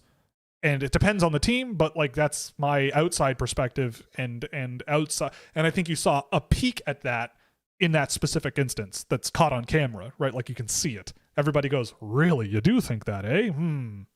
It's like, did you not watch the Olympics? Like this guy was playing against like Jack Eichel and making Jack Eichel like not able to do stuff. This guy shut down Austin Matthews like 3 times. This guy also like against Gavin McKenna for the Canadians. I watched that game. He was taking care of Gavin McKenna on multiple occasions. Like he's really good. He's really good. Whoa. Pardon me. I hope that was not as disturbing as my Finnish accent. I apologize. I haven't seen any Swede play better than 3 or so of the Finns for 2027 in their international games against each other, but people seem to love Sundstrom, Dorian, Eklund, Aspen, and Johnson, for example. I mean, I would agree that Sundstrom and Eklund Aspe are a little bit overpumped, but I love Johnson. I think some of the Swedes in this tournament, Bose Mayer, he's an 08, but he's looked extremely good in this tournament, I think. Like Sweden legitimately does have a very good group coming for next season. The Swedish crop for next season will be very, very good. I'd be very surprised if they weren't. But Finland has a good group too. They've got some good players. Yeah, that's true. I this is the time of the year I need to get the devil out of me. The devil is starting to set up shop every day, and I'm trying to keep him suppressed, you know? I mean, yeah, and the other thing, like, again, look, don't overestimate how much people pay attention to these things also, too. Like, don't overestimate how much people pay attention. I don't know. Look, I'll tell you this. I spend about maybe 50 hours a week watching hockey and tracking data from performances strictly for the NHL draft, almost universally. If you asked me to give you a very clear understanding of the international landscape for next season's draft today, I'd be lying to you if I said I knew or gave you a good answer. I have a general idea from what I have seen, but like, I don't know how anyone else who does this can say, I know what I need to know about this draft class, next year's draft class, the draft class from previous years, and I can re-rank them and do a redraft, and I can also rank every NHL team's prospect pipeline and everything. I can do all of these things during the NHL season and cover the NHL. Like, I don't know, maybe I'm just not doing enough work, but I wake up, turn my computer on, read some emails, you know, read some news, have some coffee, but then I'm dialed in watching like 6 to 8 hockey games a day, generally, or performances, 6 to 8 players a day, every day for the entire year. And I bet that I could probably give you a detailed breakdown on no more than 100 guys, you know, at least something that's in the level of detail that I'd be comfortable like pitching the player to a general manager. And that's just me being honest about my own abilities. Like I don't. So to see people that in your opinion are missing the point or not seeing the forest through the trees, like, yeah, because they probably are not seeing it, right? If that's what your focus is, then that's what your focus is. And you probably have a better understanding than maybe even I do. Right. But I don't know. I've got my wheelhouse to focus on. You know what I mean? Yes, Douglas Johnson. Yeah, I think he's great. I think he's a great player. Yeah, Vilgot Ledin is another one too. I think Vilgot Ledin is another really good one who's playing for the Swedish team this year. When you say bad, how do you decide bad teams? Because bad teams can start off hot. Well, yes, obviously, I don't know who the actual bad teams are early in the year, but usually it's like I give it a month, 2 months before I then go, okay, now I know who to really focus on. It's not a universal truth, right? Like there's obviously going to be cases where I'm watching good teams play bad teams early in the year.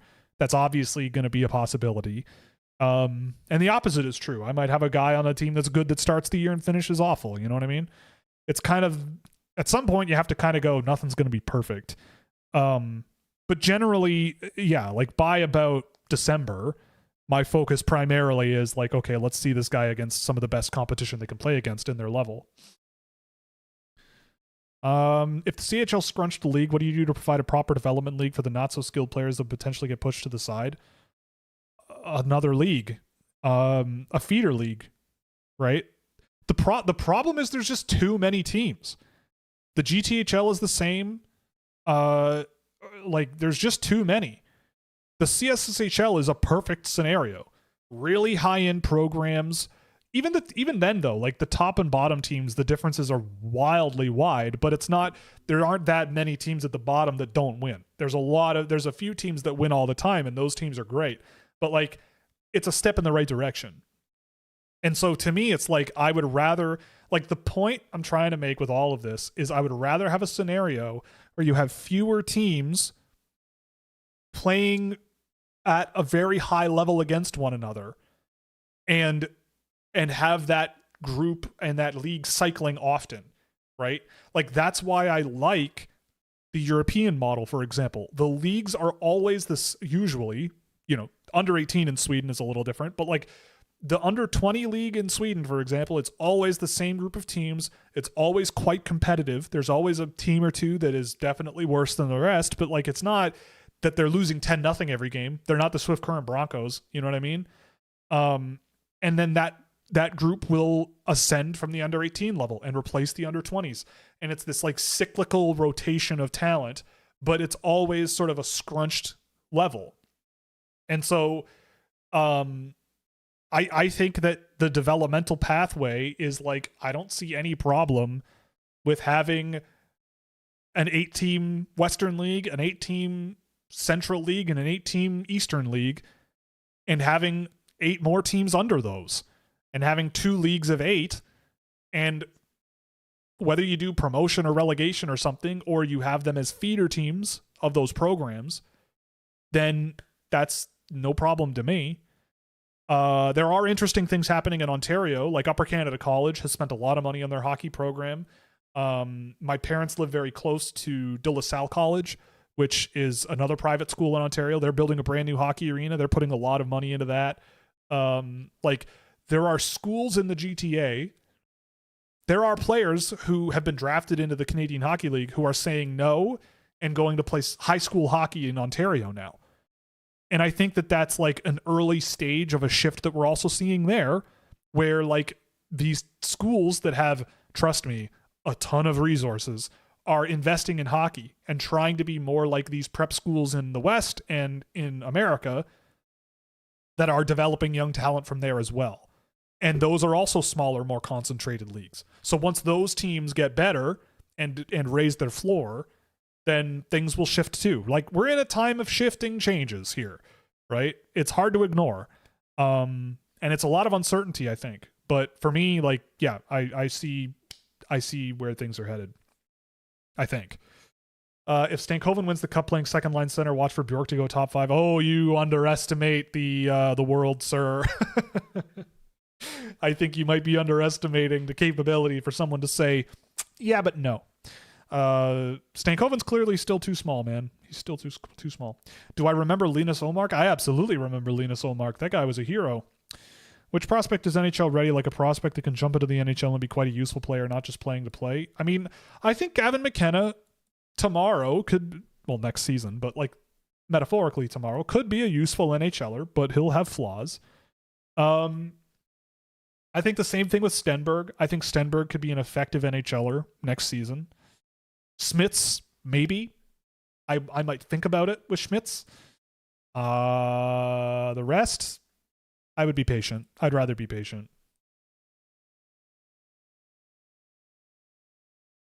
CHL should be the Canadian conference and the American. I mean, maybe.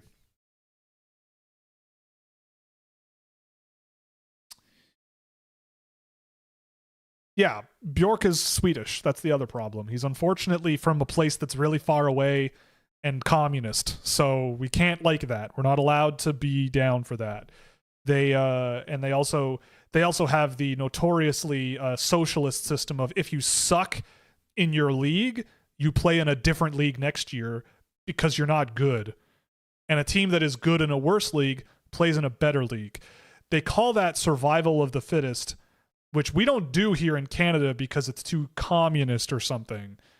We don't like doing that kind of thing in North America. We'd rather teams be really bad and get assistance from teams that are good and be allowed to be really bad and be artificially given things that will help that team get better. It sounds familiar to me, where you take from the rich and you give to the poor. Makes you think, doesn't it?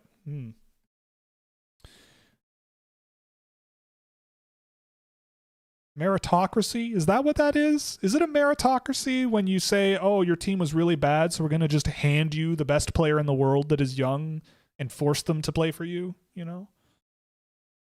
And if you're a bad team, or if you don't make as much money as the best teams in the league, we're going to take money from them and give it to you? Weird. And the whole, I have $6 billion in net worth, but I desperately need $500 million from the local taxpayers to build my fun zone. I desperately need that. And if I don't get that, I'm going to move my team to another place that will give me that money. Is that meritocracy? Weird. I wonder. And it's also the toughest league. It's the toughest sport in the world, filled with the toughest people. It's the toughest. Everybody's, nah, I'm so tough. Give me my money. 16 people watch my team because we don't have any good players, but I want my TV revenue. Anyway, let's move on.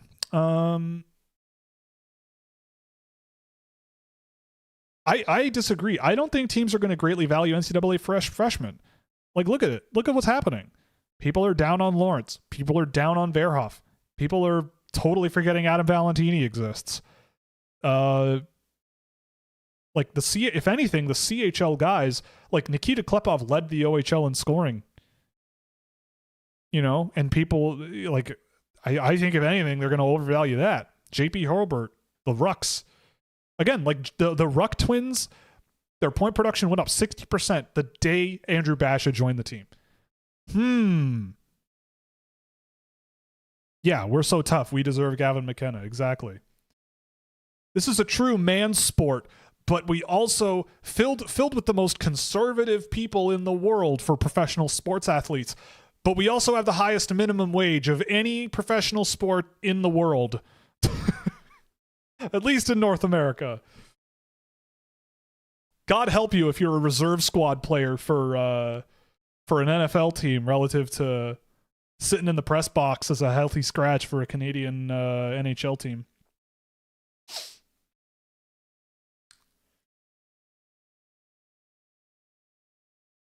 If Quinn Hughes went to Seattle instead of Minnesota, I mean, that's another example. I mean, I think they were part of that, but it really seemed like Quinn Hughes wanted to go to Minnesota.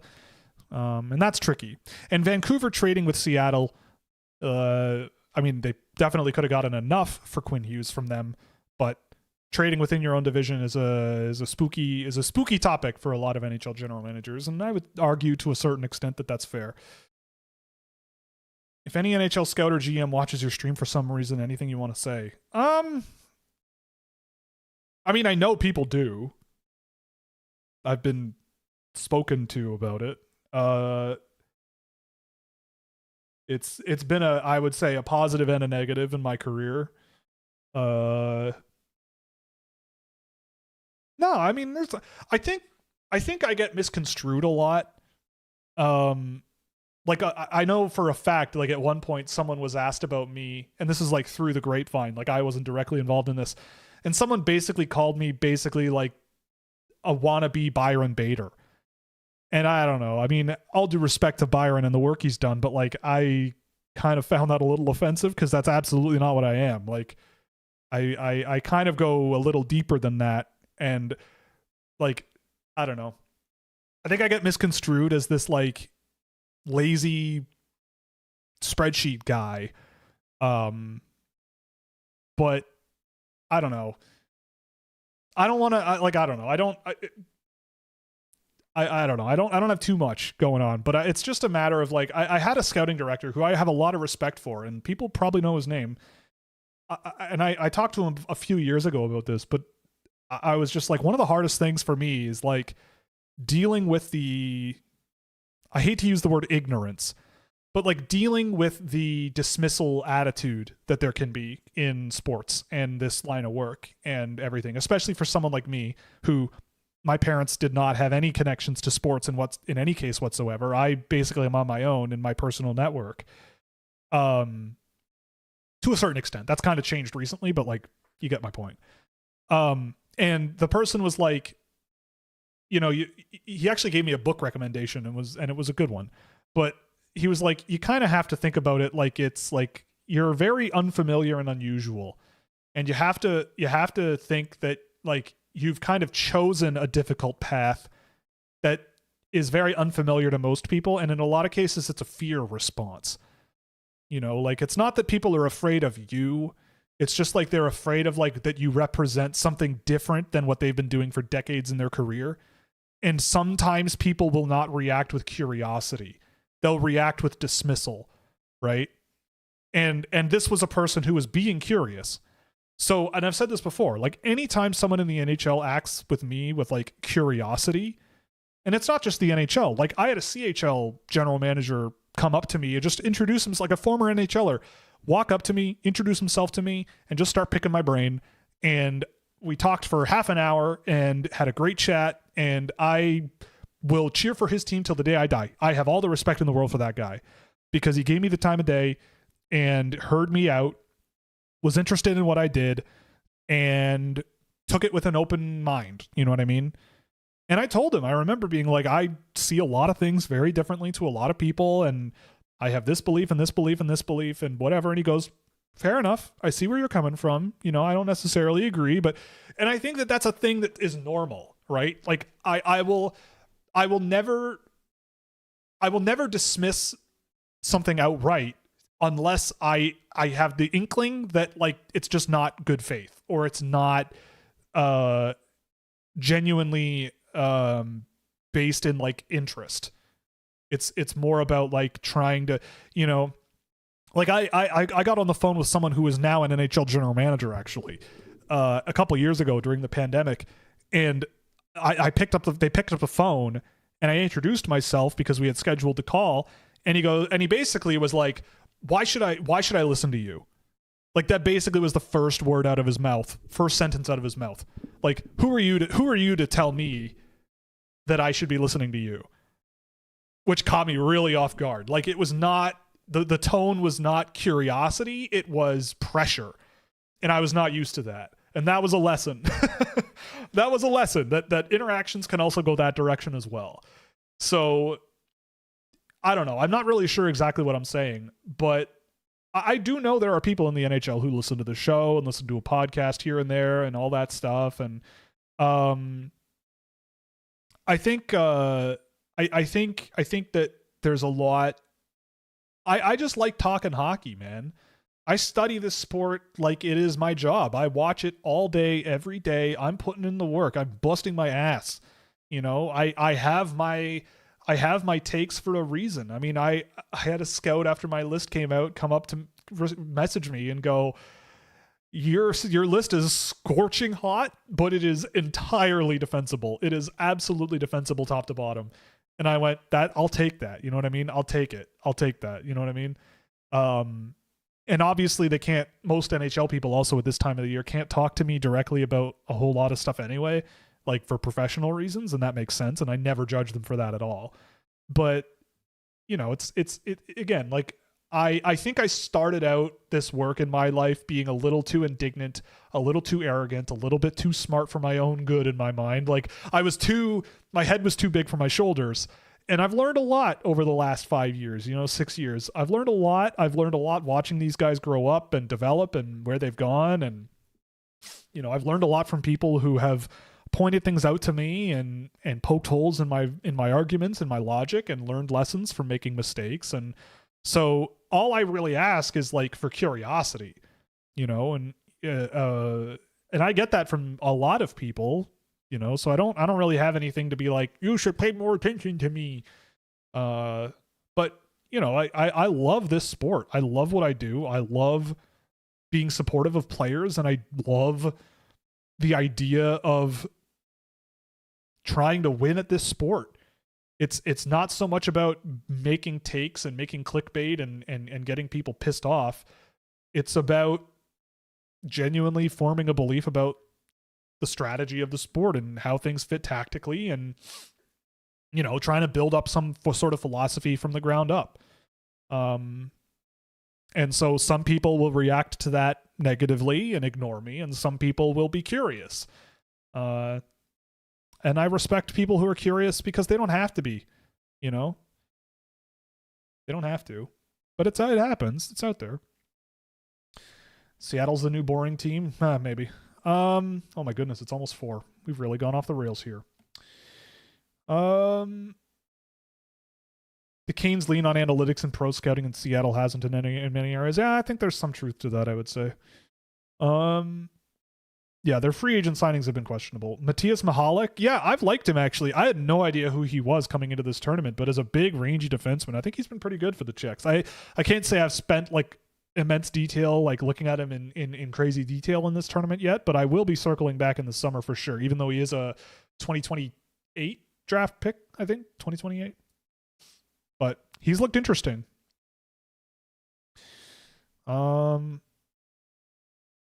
Pretty sure Czech fans discounted the roster before the tournament. Yeah, I mean, Tomek has been excellent. I think Tomek has been awesome. Haven't really noticed Mihalik Mihalik. I'm thinking of the Slovak, Max Marichalik, I think his name is Marichalik. Anyway, yeah, Mihalik has been pretty good. But yeah, I didn't expect too much out of this team, but you never know with Czechs anymore. You never know.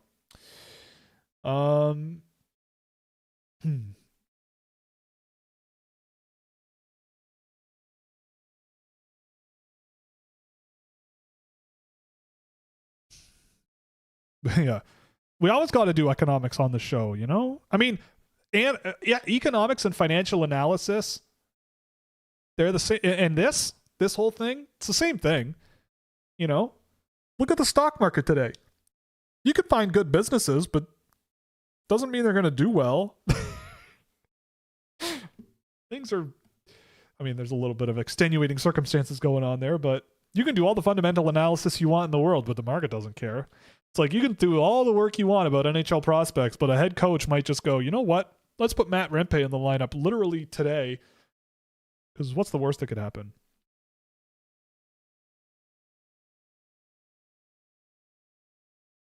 We're so tough, we deserve McKenna. Exactly, yeah. Thoughts on the 4 GM possibilities for the Leafs? Ryan Martin, Evan Gold, Scott White, and John Chayka. I can't speak to anybody. I don't know anything about any. I mean, the one I know the most is John Chayka. I have interacted with his sphere. Like I've done a little bit with Stathletes over the years, way back in the day. I have my experience, but the rest I don't know anything about them. I don't know. Oh, the finance guy's here. What's going on? Who are the best puck transporters in the class? Maybe not the flashiest, but they can bust through the neutral zone. At least offensively, I'd say Lawrence for sure. Lawrence, Stenna, and Lawrence, Stenberg, and McKenna are all really good at it. Bjork is pretty good at it. I mean, Preston, McKenna, Lawrence, Preston, Stenberg. Let's see. Who else?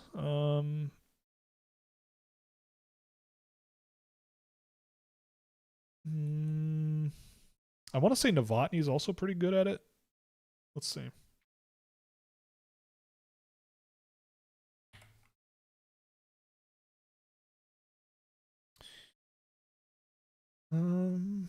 I do have a good answer for this. I just have to filter. I have to filter my data set for you. My very expensive data set. Where the hell? I have so many metrics, I lose track of them all the time now. It's so dumb. Okay, yeah, Preston for sure. Aram Olsen for his level, I would say, is up there too. Wiggo Sorensen, but that's international. McKenna, Stenberg, Lawrence, Hurlbert, Belchetz, Steiner. Oh no, sorry, not Steiner. Cover, Hermansen, Cullen, Mbui. Mbui's also pretty good at it.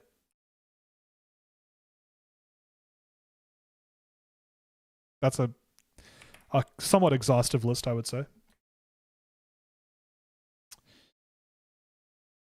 The reason I wouldn't be a GM is because there's at least a 50% chance I drafted Xavier Villeneuve first overall. Yeah, I mean, maybe. Yeah. No, I know. I know what you mean. I mean, look. I've said this a few times on the show. If someone picked up a phone and offered me a general manager's job, I thought they lost their marbles. I wouldn't want that job right now. I mean, I've asked, and every time I've spoken to an NHL player, or an NHL player, every time I've spoken to an NHL employee and just chatted, shot the shit, you know, and just talked about my career and like where I want to go, like, you know, my ambitions are very, very, very limited. I want to be a fly on the wall. You know, I want to learn. You know, if there are things on the other side of the coin that I don't know and I can't know from an outside perspective, I would love to be part of figuring that out. You know, I think what I do is valuable. After so many years of doing it, I know it's valuable. Especially past the first round. Like, I think that's a no-brainer at this point. You know, I don't know. I you know, so if I got a phone call being like, do you want to be the general manager of the Toronto Maple Leafs? I'd probably be like, I don't know if that's the best decision, but like, I'll be part of the group, but I don't know the first thing about what that job actually entails. And when I do a Google search about it and an AI thing about it, I go, well, I'm not really qualified to do a whole lot of that stuff, but I'd love to work for someone who was and learn from them. You know, Mike Gillis. Maybe, but you know what I mean.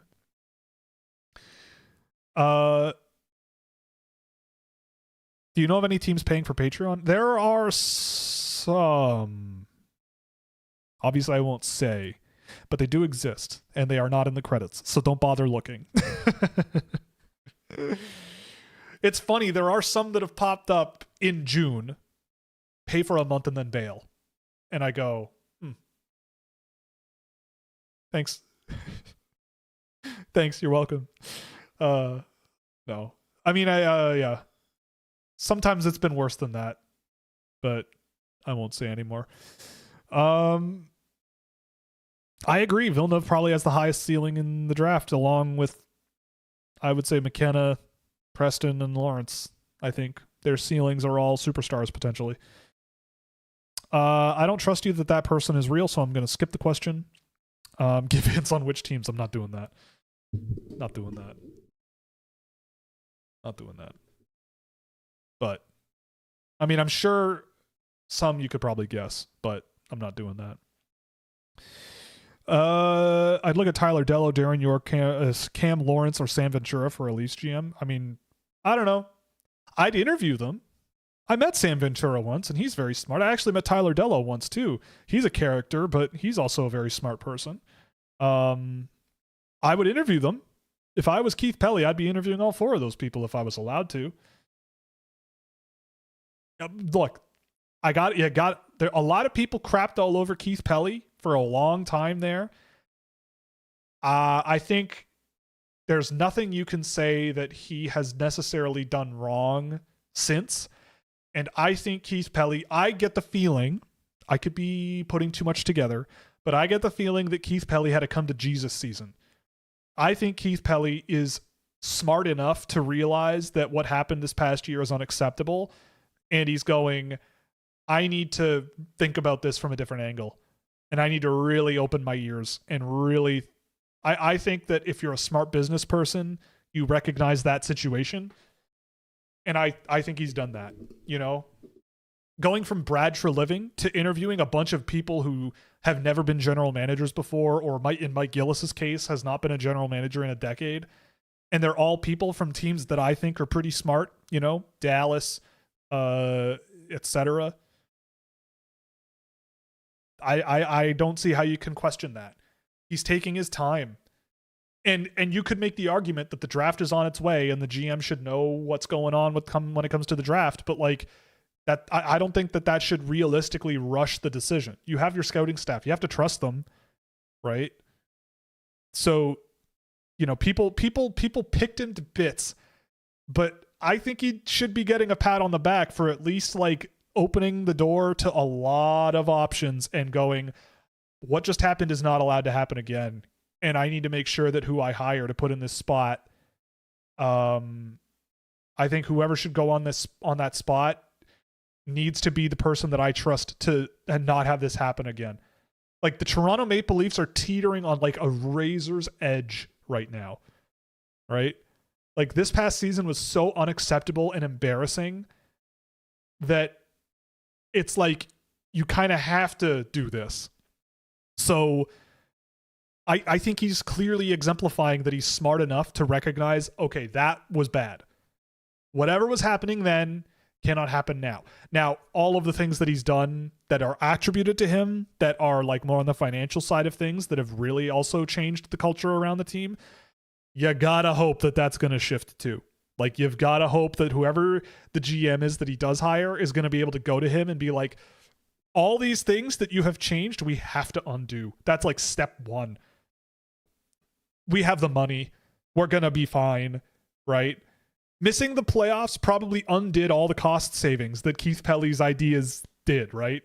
And I would hope, I'd be more than happy to look at him and go, taking away a dad's trip and a mom's trip for a mentor's trip done at the last minute and you miss the playoffs?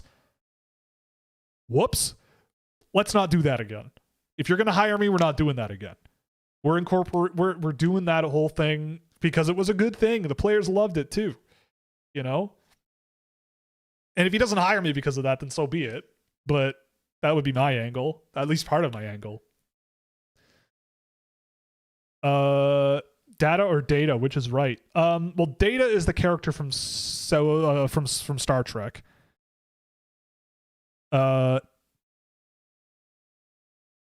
It's a good question though. I don't know. Like, is there a word for that? A word that is spelled the same and means the same thing, but can be pronounced two different ways and mean the same thing. Data and data. Like, you don't say computer and computer. Or computer. Right? You don't say that. Are there any other words like that? I don't know.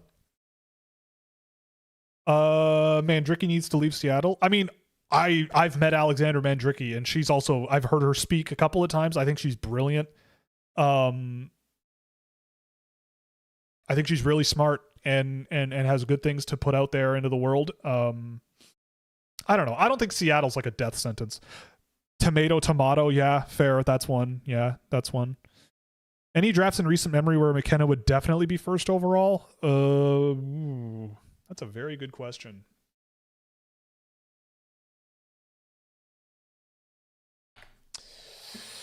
I mean, only by going off of guys that went. I mean, I'd say 2022.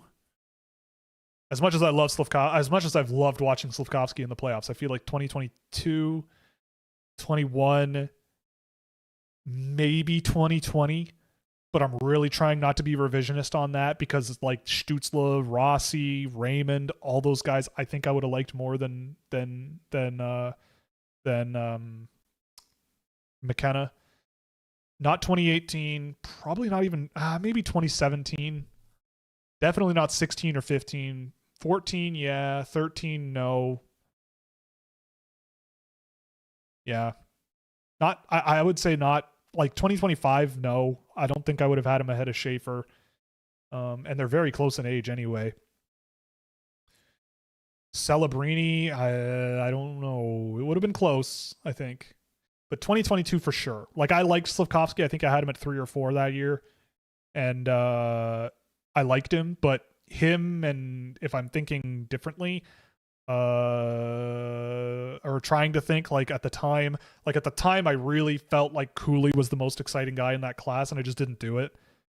So I'm thinking like Cooley versus McKenna, who do I want? And I feel like it's kind of two sides of the same coin, but I probably would go McKenna. And like Beniers was my number 1 in 2021. I could have probably gone with McKenna over Beniers, but it would have been close. Owen Power I did not have in the top 3 or 5. Anyway.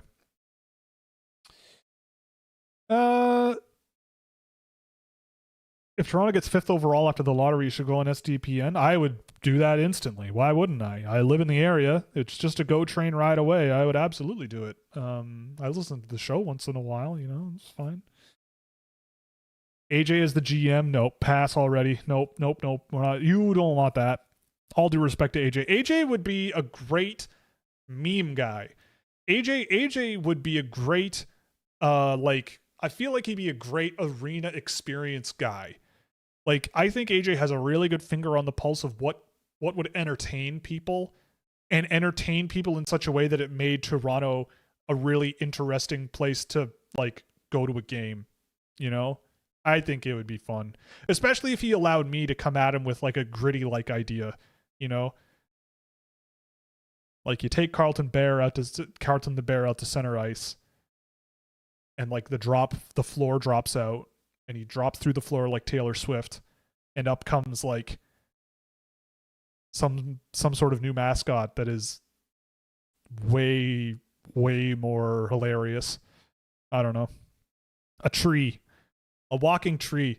Or hey, here's my favorite thing on the internet this week is the robot marathon in China that went on this week. It was a half marathon run by robots exclusively. I swear to God, it was one of the funniest things I've ever seen in my life. There's a video on the internet right now you can find. It's probably on Instagram, of the last place robot finishing that race. The last robot to actually finishing the race. It is like this tall, and it has like little wheels as feet, and it's like the cutest little thing in the whole world, and it is just hopping its way, and it's so fun. It's so funny. So maybe one of those could be the new mascot for the Toronto Maple Leafs, a little humanoid robot that runs around and is crazy. What do you think of Klepov or Cullen for the Isles at 13? I would go Klepov or Cullen for sure.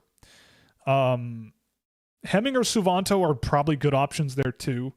But yeah, I think you're right. Bjork or Lawrence being there is possible, and I would go them ahead of all of those guys for sure. But I would lean Cullen for sure if I were the Islanders. What about 2005? Well, it's close, but I think Sidney Crosby. 1984? Ooh, it's close. But Mario Lemieux, the greatest player to ever live. Survivor episode thoughts. Oh my God. Look. I think the cardinal sin of Survivor in 2026 is that the show is not about Jeff Probst. Like, that's what they've turned it into. I don't mind the idea of Jeff Probst participating in a challenge, but it feels like a lot of the challenges, the preamble is always about him or the game, and I don't like that, you know? But I gotta say, the twist from last night, and spoiler alert, I'll snap my fingers like this when I'm done. The twist last night should be enough reason to get Jimmy Fallon canceled from TV.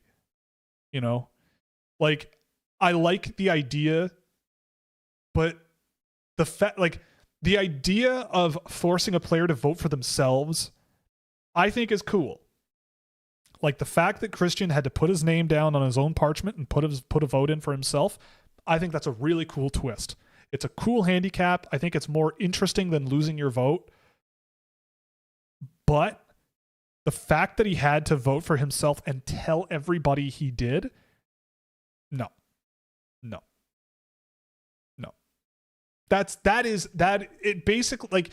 It basically is an instant lose card. Like, why would anyone not want to vote for you then? It's like, well, I can get through a week by voting for the guy who is telling us there's a gun pointed to his head. Like, if it's a game of Russian roulette and the person is like, the gun is pointed at me right now and there's a bullet in the chamber and it's cocked and the bullet's going to shoot me next. Everyone's going to go, well, do you think everyone's going to go like, I don't know, maybe someone else should do it?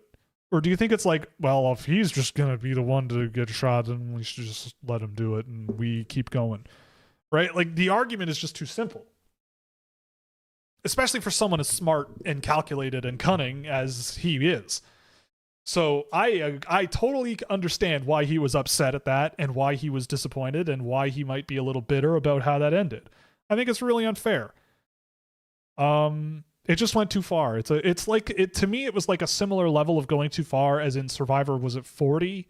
Something like that, when they had a challenge where they split everybody in half and the one odd person out, who ended up going on to win the game, by the way, got to smash an hourglass, and the team that lost actually won. I just gave everybody the finger. I'm sorry. But like, the team that lost the challenge actually ended up being the team that won. And the team that won ended up having to go to tribal and vote someone out. Like, that to me is like, what's the point? Like, what's the point? You just, like, there's no, I mean, that was probably worse because it's like, you should have lost then, if that's the case, right? I don't know. I didn't like it. But this season's still great. It's still a great season, and it's an all-timer. Who do you think should be the best fit to play right-hand defense against Schaefer, or with Schaefer, that would be available when the Islanders pick? I don't think you draft based on that. I don't think that's a good strategy. I don't think you do that, because you're saying, like, we need a guy to be our top pair right-hand defenseman. I guess if you had to twist my arm, it might be a Verhoff. Schmitz has been playing the right side, but I wouldn't put him there. Maybe Verhoff, but like, no, I don't think that's the way you draft, is going, this guy needs to play with our top best player in history ever. Well, for the last like 40 years, our best player, he's got to be that one. But yeah, I mean, if I had to pick a guy, yeah, it probably would be Verhoff. But I think the Isles need more than just a right-hand shot defenseman to play with Schaefer. I think there's a to-do list that's quite a bit longer than that for future members of the team. And plus, there are good right-hand shot defensemen that you could get later, right? Like,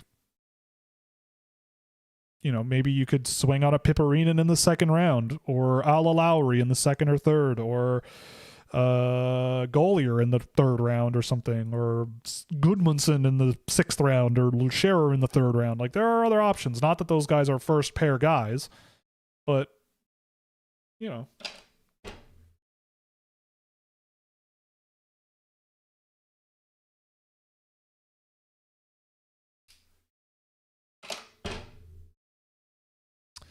Have I watched any of Jackson Cover? Lots. Any thoughts? I like him. Very physical, very fun player to watch. Effective two-way defense, two-way winger. Competitive, tries hard, loves the game, loves his mom, loves his dad. There's nothing inherently wrong in his game. I think he's a really interesting blank slate. I think he projects pretty well to be a third-line winger, you know. Pretty physical. I think he's an underrated playmaker. I think there's a high ceiling for him. He's just a bit further behind the curve than everybody. If someone drafted him 15th or 17th or something, it's a little optimistic, but I don't think it's outlandish. But I like Cover. I like him a lot. He's just outside my first round. Like, I think he's a good player, but I have other guys that I think are a little safer, that I think project a little better, but he's a good one. Ari McKenna, do you think he should have gone to a different school instead of chasing the bag at Penn State? I mean, maybe. But for me, my thing is, you only have one pick in the top 100. No, I think you'll be fine. If that's the case, like, you know, maybe you can snag someone. There's a few right-hand shots that you might be able to get late. Breck Liskey's a right-hand shot defenseman. I like him. He might be gone by then, though. But for McKenna, like, I think the thing is, it's like, and I've said this in the Discord server in the voice chat a few times, but like I almost kind of think like you'd have to put him in the NHL next year just to show him what it's like. Like he has been so far beyond skill wise everybody he's played against for so long, and there's no point in sending him back to college. And he had his fun. He went to Penn State. He got his bag. He had his fun. They kind of let him do his thing, and he did get better over the course of the year. But I'd say like 2026-7, you're in the NHL. Laughing time is over. You better get to work. Let's do this, right? Like, even if it's rough, I want him to struggle. I want McKenna to be put in over his head a little bit and see how he reacts. Like, that's my thing. Again, like, it's not to say I'm trying to make him fail, because again, he's sitting right here with me. I'm going, look, pal, there's no point sending you back to college or going to the AHL to score and score and score and score, unless you absolutely have to. You're one of the most skilled players that's come around in a long time. Let's put you in the NHL, see what it's really like. We're going to be supportive. We're going to work you through it. Like Michael Misa with San Jose, right? They put him there because the OHL made no sense and it was too late to go to college. But his second half was a lot better than the first. And McKenna, like, I would absolutely be looking at him and going, look, I'll support you the whole way through this, but you're going to be challenged. We want you to struggle, man. We want you to become as good as you can be. It's like Goku in the pressure chamber, the gravity chamber, whatever, right?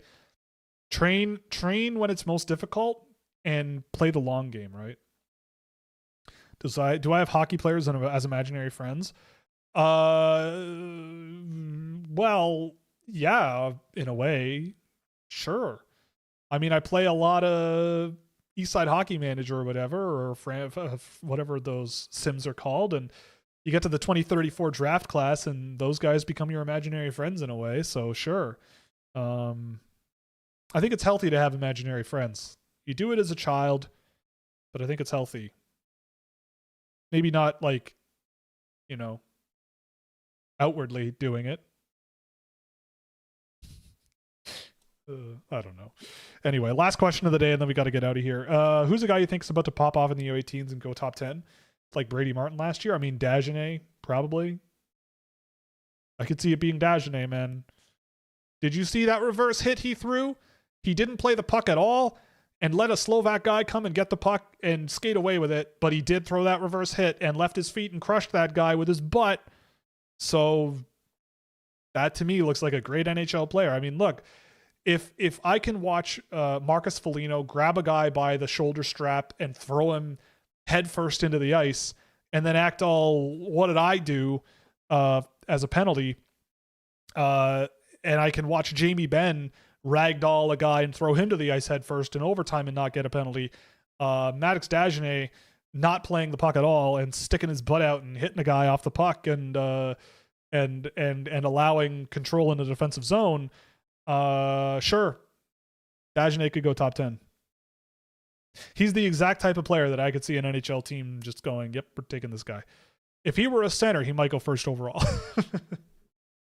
I'm kidding, but anyway, that's going to be it for today. Thanks very much for watching. I am going to probably switch over to the voice channel in the Scouching Discord and put on some of the U18 games from earlier today. I've got the house to myself for the weekend, so it's a bachelor pad starting like an hour ago. So we're going to have a good time.